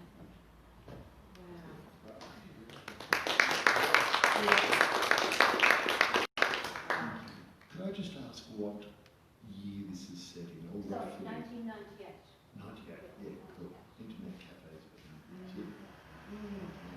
It's a beautiful tale, and I think this is something where, especially someone like Ingram, where you can write this exactly as you want to do the most honour to your daughter and have it published how you want it. I think that's a beautiful thing. I was actually going to ask if you were writing it with someone that was telling you, but obviously it's your knowledge of that experience. I just got the shivers when divulged something so personal. It's a coming of age, and it's something that's celebratory, I guess, in a lot of ways as well.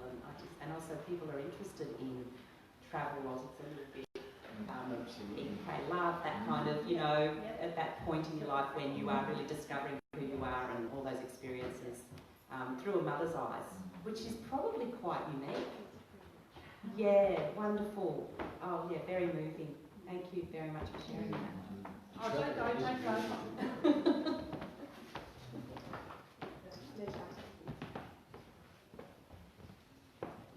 Got quite a few, so hopefully people have the time to, I think this is really good. Ben, Randall.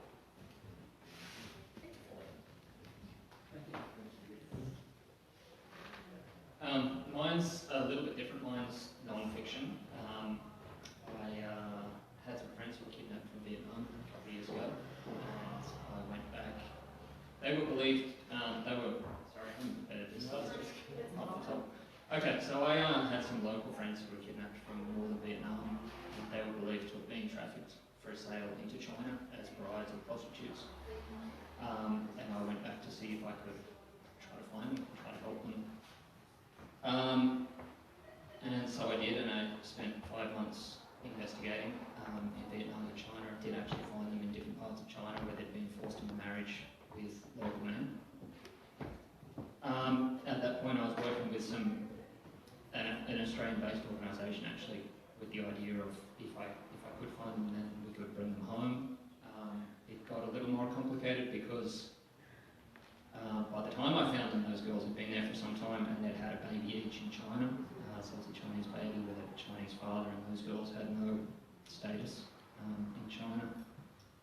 So they were basically forced to choose between remaining in this horrible situation in China for the sake of their child, or abandoning that child and going home to their families in Vietnam, which is obviously a terrible decision for any mother to have to make. And they were still teenagers themselves, so it was an interesting process. I've just finished writing that story as a book and would like to start getting it out there. We've already released it as a feature documentary, and it's going to festivals now, and it's won a bunch of awards and stuff. And every time people see the documentary, they've got so many more questions, they want to know more, so that's where we're at.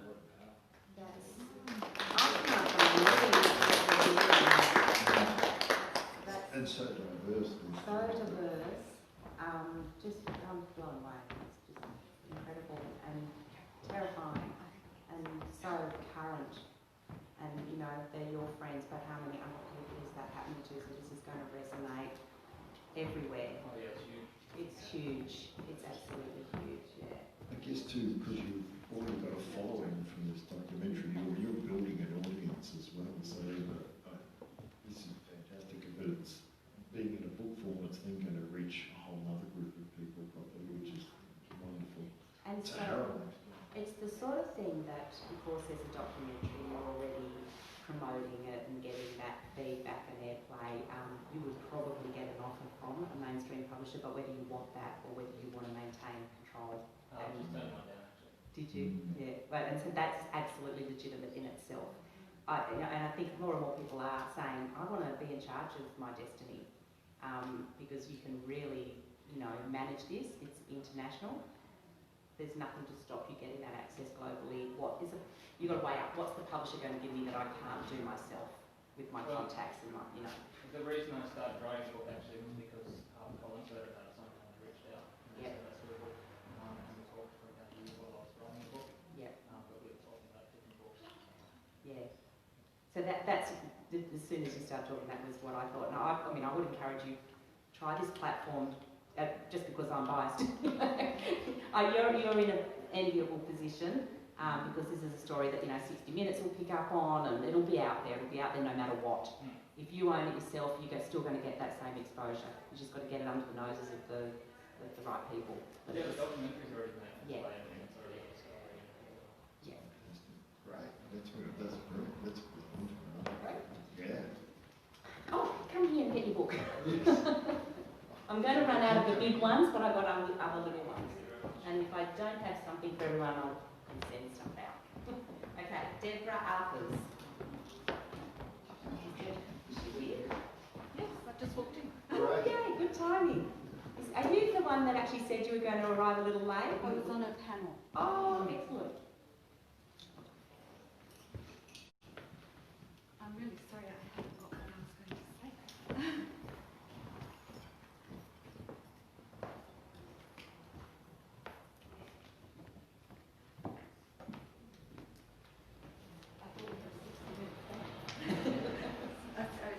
Seconds, not 60 minutes. I'm really sorry, I just can't quite find where I put it. Yeah, we'll get someone else up. That would be nice. Raymond. Oh, no.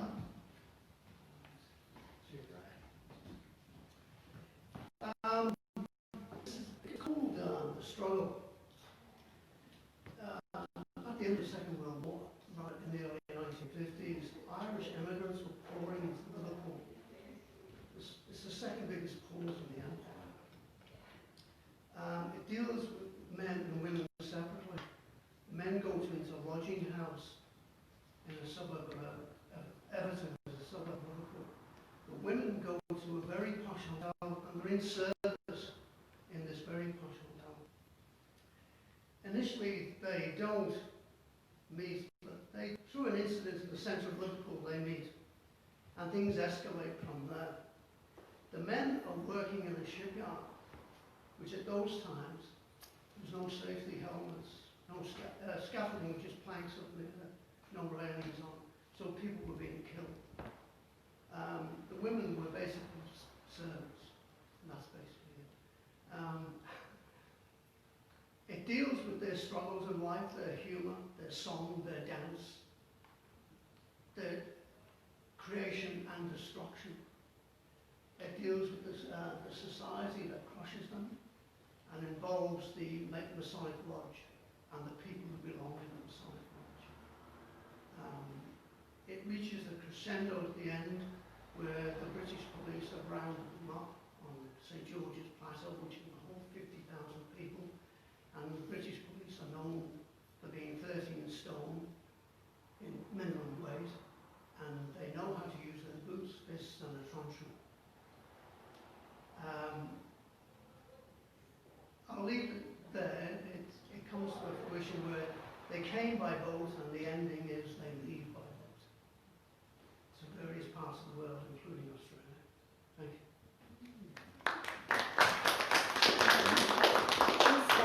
you. Is it fiction? Is it like it's fiction. It's fiction, but based on historical fact, yeah? Or is it? I'm using historical fact. Yeah. The particular thing on the plaza happened. They brought Birmingham police in, not Liverpool police. They brought Birmingham police in to crush Wow. They were big boys, I thought, all the rest of them. Wow. Well, even when I was a young rider, policemen had to be minimum 12, 13.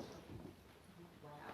So you have created a very visual image of a particular era in our living memory, and you know Well, I that come from 75% of Liverpool is actually 80%. So it's flooding in.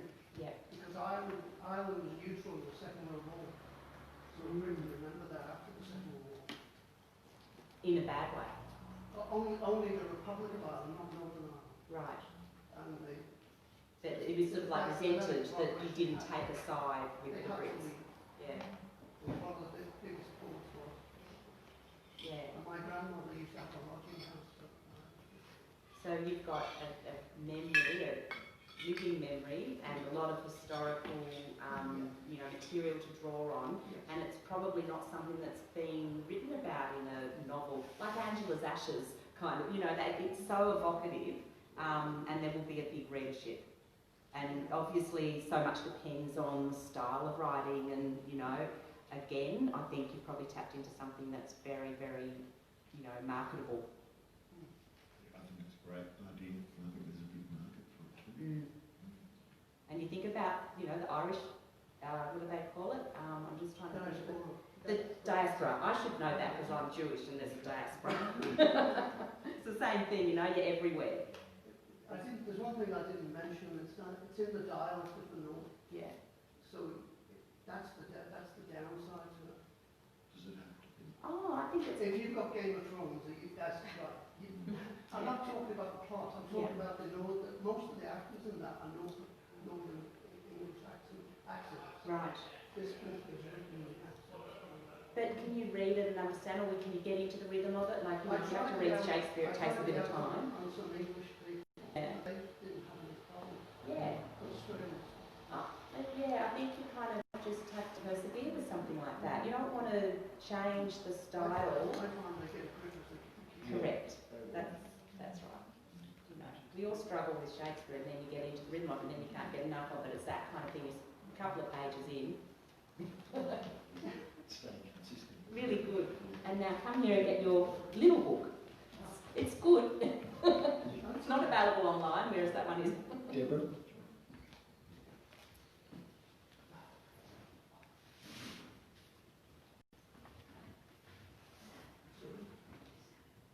Hello, my name's Deborah Arthurs.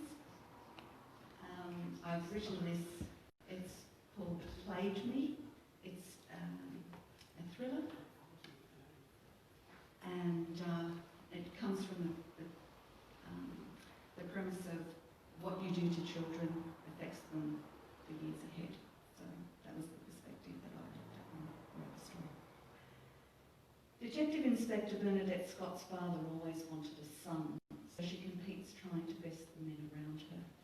Her underling, Senior Sergeant Michael Lancaster, was raised by a neglectful alcoholic mother, and his boss, Bernadette Scott, laughs just like her. John Hardy's parents were convicted of some of the worst cases of child abuse ever recorded in New South Wales. When these three damaged lives collide across a complex plot of political abduction and murder, multiple stories of treachery, obsession and deception emerge, and no one escapes unscathed. Changes to dual citizenship laws threaten the Death Adder's bikie gang's existence. They retaliate with a blitzkrieg of child abductions, targeting politicians and the mega wealthy. But the bikies get more than they bargained for when during one abduction attempt they accidentally unearth the double life of John Hardy, who by then is Australia's most prolific serial killer. And he always returns the favour big time.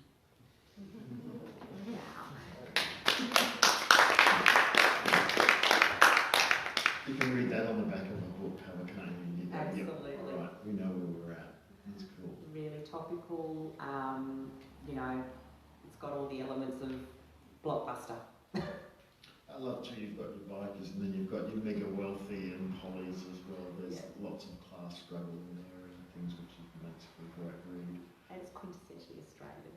Although the themes are probably universal, it's got that kind of really Aussie factor to it. So is the serial killer an anti-hero? Does he take down the bikies? Do we love him by the end, or her? Oh, him. Yeah. Do you? No, you don't.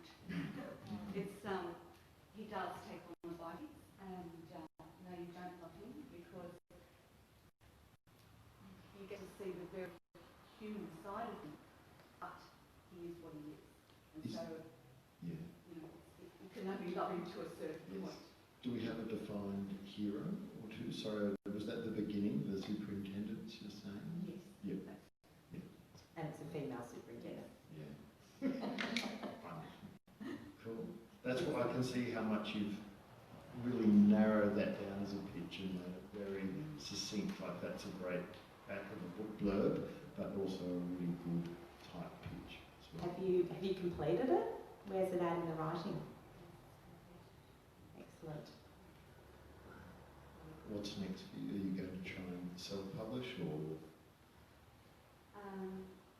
I've actually put it aside for a little while because my father died at the end of last year, so I thought then I just needed to put it, and because I didn't really want to read about serial killers at that time. So, but I'm just beginning, and when I saw this, I thought,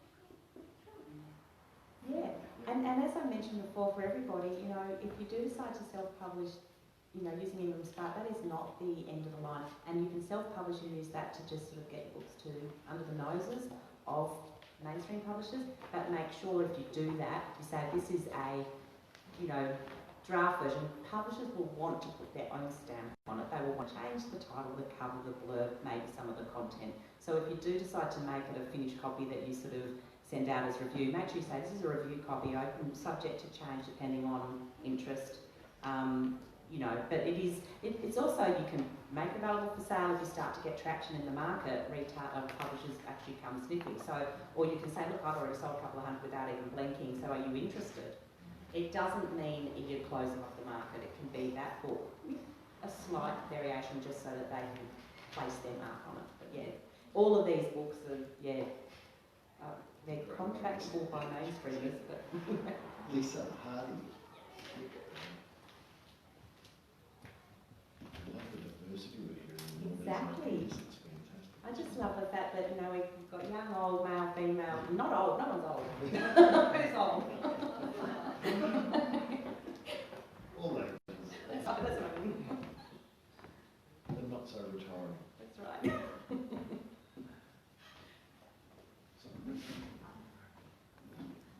This is a last minute off the cuff video.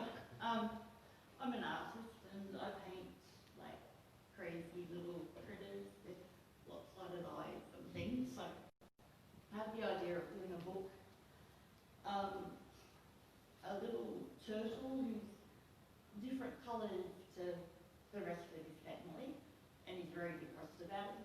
kitten. So he wanders off one day and he goes at the picture book for little children, of course, and big children. And he decides to go and visit different environments, comes across different animals that are like him. Got a purple polar bear called Pearl, lives near a octopus who happens to be red with blue stripes, and different other environments like a blue dog called Baxter who happens to be friends with a llama called Mortimer who's yellow. And so as he encounters more and more animals, he realises it's okay. You know, he realises his little turtle friends and family might be the boring ones after all. And he becomes more and more accepting of himself. And things, you know, things aren't that bad after all. So I guess it's sort of the moral story. And yeah, that's about it. Oh, I want to see the artwork. And I think as a reader with kids, you can talk about colours as well, and there's so much, you know, it brings up a lot of environments. Yeah. Oh, I mean, children's picture books, they come to life, and the word with the illustration is just, you know, you get beautiful imagery in the way you describe it, and I think it's a great concept, and kids love animals, and it's going to be colourful, and, you know, the layout's going to be important in that concept as well. Started out as triptych, so I've been doing that for like 18 months. So it's been pretty popular.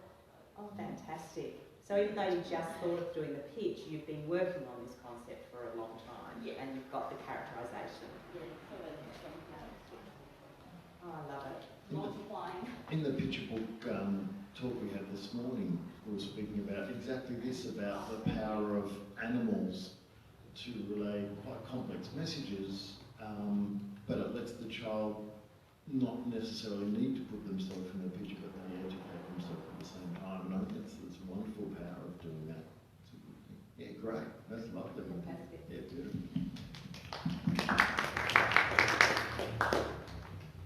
Amanda O'Brien, with a little smile and love heart.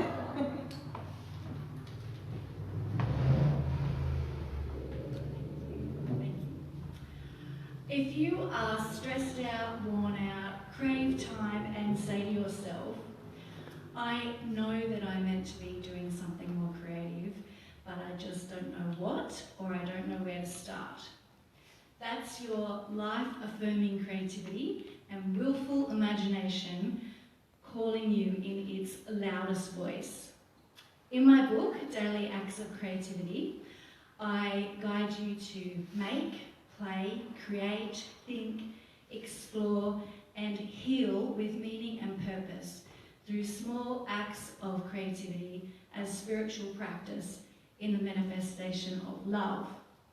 Inspired by my own creative journey to wellness after cancer, this guidebook is fully illustrated. It's part memoir, part inspiration, part instructional, with a list of 100 plus ways to spark a happy, healthy, creative life.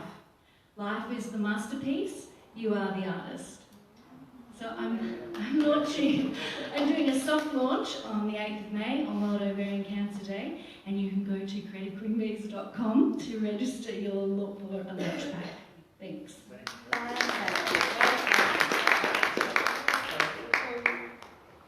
love that it's a combo of all these things, a self-help book, a memoir, and Children, fiction, non-fiction, you name it. This is just remarkable. I've never been in a room with so much diversity in terms of concepts, and just, yeah, brilliant. Really, personal journey is going to, because there's a lot of psychology, counselling type books. There's a lot of mind, body, spirit books, but if they're not written from a place of experience, I think that some of them lose that. The buzzword is authenticity. Yes. But yeah, it's really important because there's also a lot of people that want to learn and have that positivity and something to, you know, support. And I think it's really I love it. It's based on your story too. I think that gives it a wonderful grounding. Yeah. Fantastic. That's great. Yeah. Uplifting. That's going to sell. I know that one's going to sell. Yeah, absolutely. You're going to start a away if something. It's the next colour in book fad. Black Crow walking.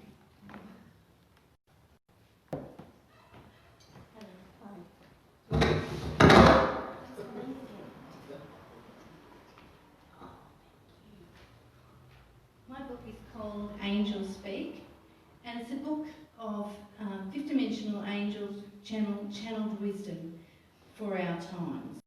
The transmissions are meant to read one per day for 365 days, and you may open the book randomly and your angels will direct you to the perfect guidance for you today, thereby teaching you to trust your own process.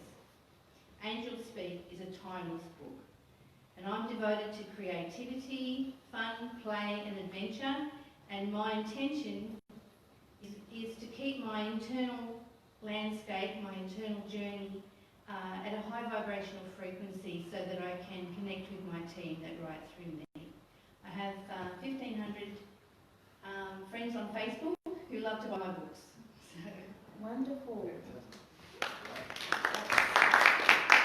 That's experience, and that will come through in everything that you write, because you also know your market, you know your audience, and that's something that's really important. So it's going to obviously feed back into all the.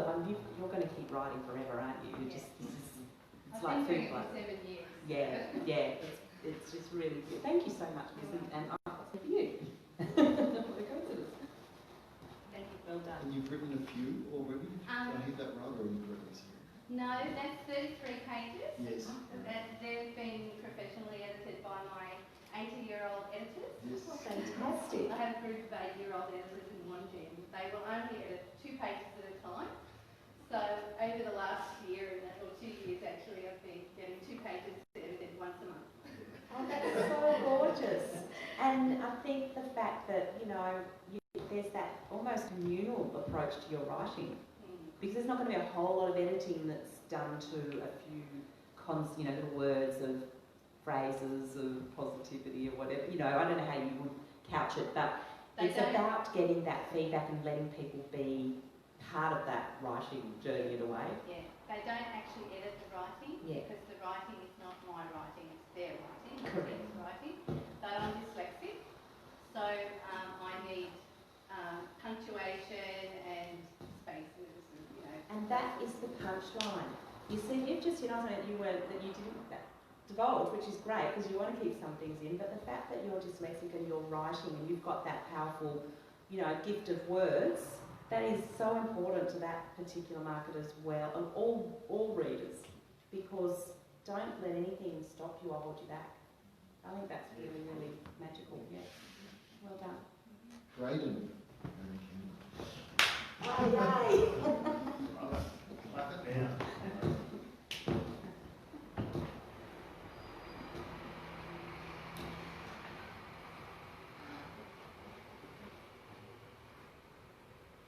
Because if I don't use the microphone... You don't need to use the microphone. I'm trying to promote my own voice. Absolutely. If I come in front of that and use my own voice. Yeah. So, the book I'm working on is a book that I've called Felicity. It's basically telling the story of a 22-year-old autistic female who's diagnosed with Asperger's, who after a couple of years with an seemingly apathetic father and a possessive mother, decides to move in with a bunch of roommates who all have their own little backstories and reasons for coming to this house that they're all staying in. However, what Felicity doesn't know is that one of those roommates, Amy, also has a prejudice against people with autism. So part of the story is Felicity and Amy trying to build a friendship, and so Felicity can try and break down that prejudice, as well as Amy coming out about feelings she feels after losing her mother a year ago before the story started. Yeah, well done. Amazing. Every single one of these pictures is just blow your mind. That is just, I don't want to sound cliche, but you've just touched a chord. and I think it's going to also resonate, and everybody, I think we're all on the spectrum, personally. You know, it's becoming... I am definitely on the spectrum. Definitely as that subject. Yeah, and you know, we've all got relatives, we all have friends, and I actually think that this is going to be a very, very important book. Speaking from your perspective, obviously, you know, whether it's about people you know or fictionalised versions, it's going to be very, very important. I think it's... Yeah. I am working on 2 other books that take place in the same universe, focusing on a boy that Felicity takes under her wing as like a mentor, Dexter, and then this other guy, Alex, who had to live on the street. All got Asperger's on different levels. Which is, and again, the fact of the series, you know, you pull people in and then you say, hey guys, I've got another one, hey, I've got another one. I mean, this is really important in publishing. So one of the things I didn't say, but I often do say in my, you know, when I go on one of my divergent tracks, is the first book does not necessarily an author make, it's the second and the third. So the first book might not find its market, but once you start writing again and again, you actually will, and they'll go back and read the first because you've started to generate, you know, traction. I made them out of order because of that. Yeah. So that because Alex, Dexter, and Felicity stories are on 3 different paths. Have you read Rosie's project at all? I haven't. Okay, well, neither have I. I just thought I'd throw it in there to look literary. No, but seriously, it's that kind of, you know, I know what it's about, and I know that he's got the first book, which just took off, and then he did his second book, and then the third book. Once you're onto something like that, yeah, it's really topical. The one that I have read is the dog and that's the one. Thank you very much. Which was brilliant, absolutely brilliant. The Curious Incident of the Dog in the Lifetime. But you know, I think go for it. You are really onto something, and phenomenal. And very, very. I'm proud of you. Well done.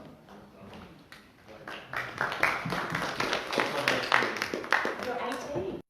Oh, you know, another round of applause. Well done. And it's brave for everybody to get up. You know, I still get nervous. So I think everyone's just getting up and doing their thing. Wow. I love it that we've just jumped around every part of the bookshop. We haven't stayed in any one genre. Exactly. You know, where are the booksellers? Hey, Danuta, you've finally been pulled out of the hat. Is everyone else after the Okay. All right. Thank you. I've never had to do a pitch before, so I'm very excited. All right. Let me think. Okay. It's that day. We've all had that day. The day where everything in the past ends up in the present and the future unravels in front of you. Cass is a teacher, a mother, a granddaughter, and a daughter. She's a 2nd generation migrant. And unbeknownst to her, her very prodigious and precocious 17-year-old son has unravelled a family secret, a deep mystery. He's found out that in the middle of the Second World War, his grandmother had been born in a death camp for the extermination of Polish babies. Jace has Asperger's syndrome, and it takes a real lot for this information to come out. Kaz's grandmother suffers from trauma, and she always elides and is never able to truly speak about the things that she's gone through. Until in the evening, Jace's dad, his mother's ex-husband, drops him off to visit his grandmother, and there a red box is revealed, and inside it is the answer to who he is, where he's come from, and the ripples that run through his family. Wow! Is it going to be called the Red Box? It's actually called the Glass Mountain after a Polish fairy tale. Oh, wow. So is it based on family truth, history? Or Yes. Yeah. But you've, again, fictionalised it? Or is it a... Yes. Yes, it's a story, But it was based on research. Yeah. And it's something I can authentically tell. Yes. Brilliant. It's again something that I would want to read, and I think it's very now. And I think so. Is it when the grandmother was born into the? There's two lines. Yeah. There's Kaz's story in a day, and Zutka's story in 1943 to 1947. Yeah. Yeah. So that's why you're talking about the past and the present and the future all sort of colliding in this moment in time. Yeah. So it modernises it, but it brings right to the forefront the history that we will soon not have direct memory of when you think about time, you know. No, that generation's already gone. Yeah. It's I think, and that's giving rise to a whole lot of books in this genre sort of, or in this covering this sort of era as well. Yeah. But it's complex, and I think it's one of those books that's going to be quite a sort of intensive read. You spoke about it brilliantly, and you spoke about it without notes, and I want to delve in. But I think it's one of those ones that you would get sort of like really pulled into, and you will want. It's kind of what I'm trying to think of other books that. You better have such great tension with these two timelines, won't you? Yeah. There's this past you revealing in certain bits strategically, and then the present, and they're going to just work with one another so well to create a page turner. Yeah, I've been told that it reads reasonably well. I bet, and I think it's and because you've given a lot of thought to the structure, and that's the sort of book where having feedback is going to also be really critical. And you've gone through that process. I can tell. I mean, you were very, very concise, and I really wanted to. I did understand it, but then when I go back, I think, oh, who was that? And that's what I do with a lot of books that I read. It's not like you have to understand it first go, but I want to read it. Oh, I think it's nice. I really want to read it. There you go. Get some printed then. I know you've got one, I'll give another. I'll get another book. Get another book. Oh, there you go. Because everybody that comes up with pictures deserves a book. So I don't want to take them back with me. Our lucky last Greg word.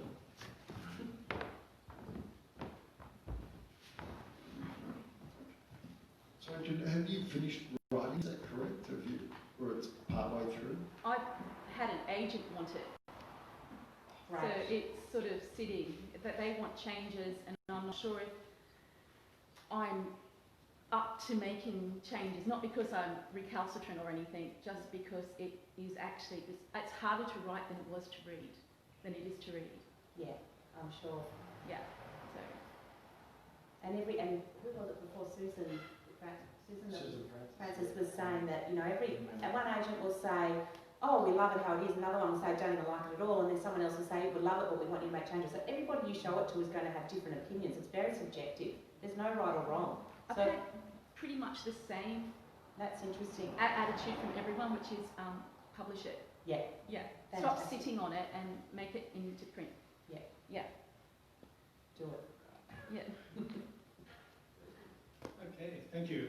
Thank you for the opportunity. I wasn't planning on this, but thank you. My book, I guess, crosses a few lines, like the veteran, and I'm a Vietnam veteran. We talked about trauma with different people. My book is my story through PTSD and trauma that occurred in my childhood. So I'm the telling of that story. I was diagnosed in 2000, and I guess it hit me like an appendage coming out of the top of my head that I wasn't expecting. I didn't know what to do with it. So it was a whole learning curve of this condition called PTSD. And I was able to get counseling through the Vietnam Veterans Counseling Service. So I'm telling this in the book, how that was the start of my journey in 2000 and what really became a spiritual journey for me in my search for not accepting the traditional method of treating PTSD, which is basically through medication. And so I learned meditation and a number of other things that have helped me, and I'm showing that in my book, pointing people to other books that have helped me, techniques that I've used through, like Dr. Joe Dispenza, for example. I don't know if any of you have heard of him, but he works on neurology and spiritual practices. So that's what I'm sharing is something that's really become a global epidemic. And so I just want to help other people through what I learned, because it's a lot of it's just not common knowledge when I speak to other people who are dealing with this, and they're having to deal with it through medication that doesn't always serve them well. And so I've been able to get my life back on track. I feel happiness now that is beyond what I felt before I got diagnosed. And so I just want to be able to let people know that there is hope if they're dealing with that stuff. It takes on so many faces, so I'm trying to alert them to what some of these faces are so that they can deal with it. So it's been a journey since 2000, and I've just got up 12 months ago this month. So now it's a matter of getting it out there to people that can help. Brilliant.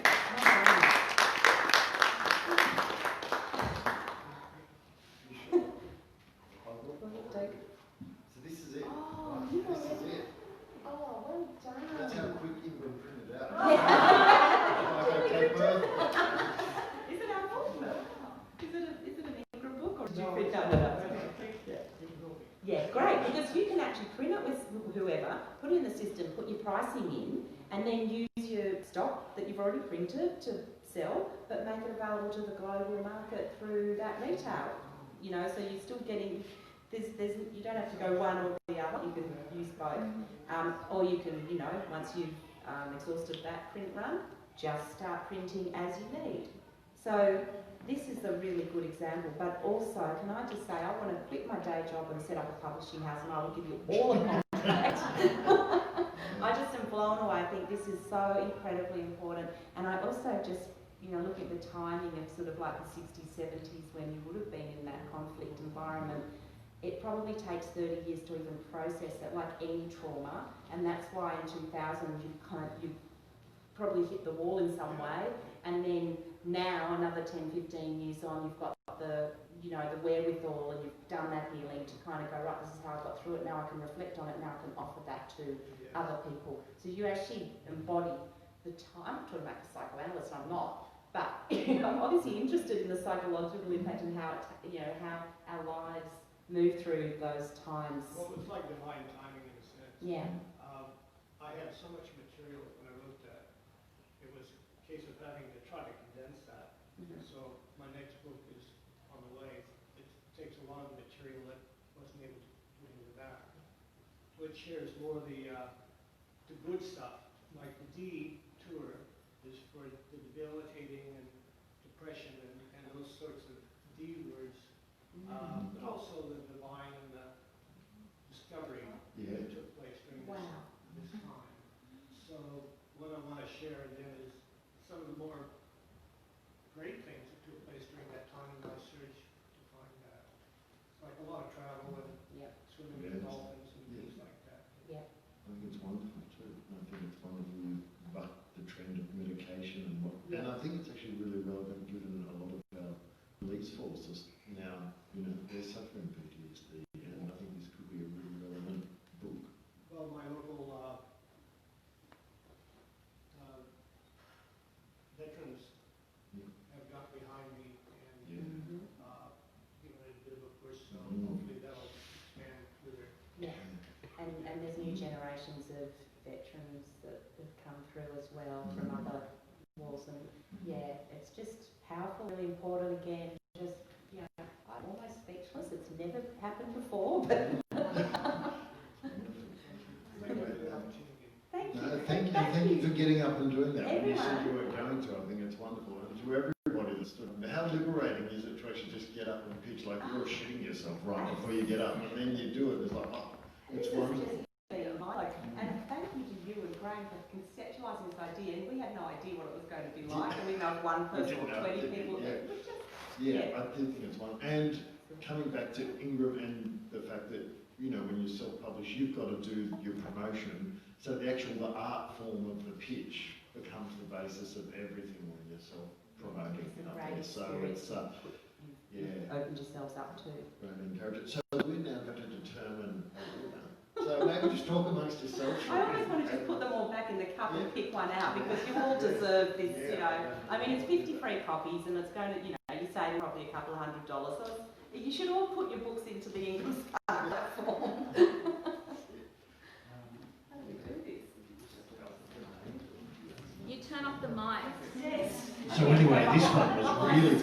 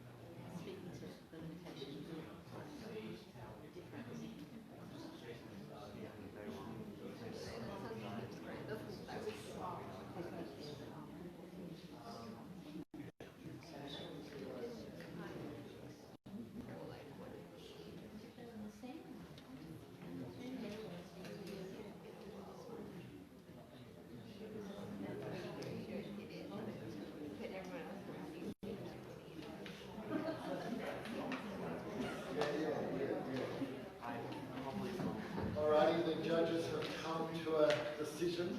It was not easy at all, actually. We had to be pretty brutal about it. So, firstly, just want to say thank you to everyone who got up. It's amazing, and all of them are wonderful in their own right. And there are books here which we know are going to fly and sell. Anyway. winner. However, if we could have a foot drum roll. Brayden Campbell with his story about Felicity.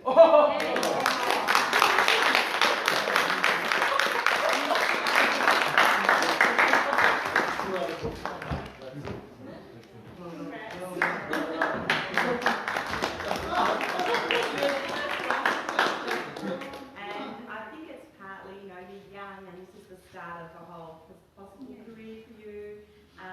The money side of it's obviously meaningful when you're 18. How am I going to afford this? Yeah, and it's 50 free copies, and obviously there's going to be limits. It can't be colour because that's. One thing I should mention, because I'm dealing with so many characters, the way I've stylized the book is that I have different fonts for different character perspectives. That's fine.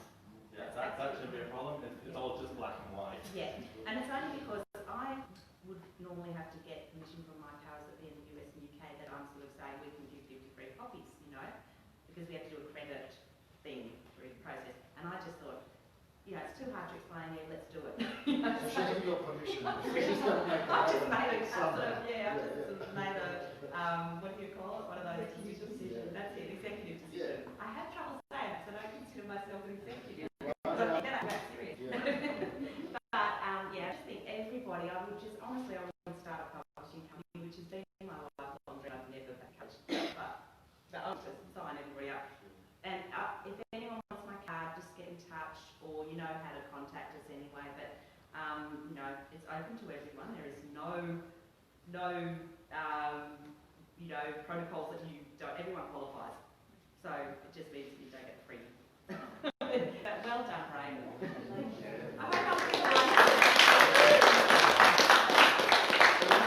This is the inaugural IF Fest, and it would be phenomenal if by next year's Fest we've seen a heap of these pictures in print and bring them back. And I think if you contact Graham, he'll be super excited to know that this is helping produce, because that's the point of this whole thing. So you could actually do a Hall of Fame each year. A Hall of Fame. Love it, Caroline. You're so money. I would almost invite people to send me the pitch in a couple of sentences, paragraph, or whatever. I'd like to somehow collect the pictures. Yes. And I don't know, I'm not on that sort of side, but I'll write up a little blog about it for Ingram Spark, just to say that we were at this event and this is a novel approach that I've never experienced before at a indie festival. So if anybody wants to do that, I'm happy to kind of just collate and say these books may or may not end up on our platform, but these are the brilliant ideas that people are writing about. I just think the more exposure you can get, the better. I'm about 10 chapters in from memory. I'm working on the 11th, and I'm estimating around 13 to 15 chapters. So I'm almost finished with this first one. Brilliant. So I'll just work out what I'm supposed to do for the cover. And so the only thing to be aware of is that you should get it edited, and just so that you've got that objective feedback, and that may, you know, be an expense, but I would just say and there's no time frame, you know, and as long as I should actually, in fact, if you are going to do it, send me an email, give me my card. If anybody else wants to send me an email, just so that I can make a note that you are the person that won this, just say that I fall off, you know, I want to make sure that there's we don't get everyone now just send and say, I'm the one that won. I actually made another business account. Oh, great. Ready for when it was time. So, fantastic. So I've got it up. I can just send you one. And it's got my name on it, so it shouldn't know it's me. It's just going to be the festival has info email, you know? I think maybe just for the pictures, email it to the IF Fest, and then we can create them all and send them over, and then the festival happen too. Well, exactly, because we're probably going to be the site that people will go to. But thanks again to Debbie and Ingram Spark.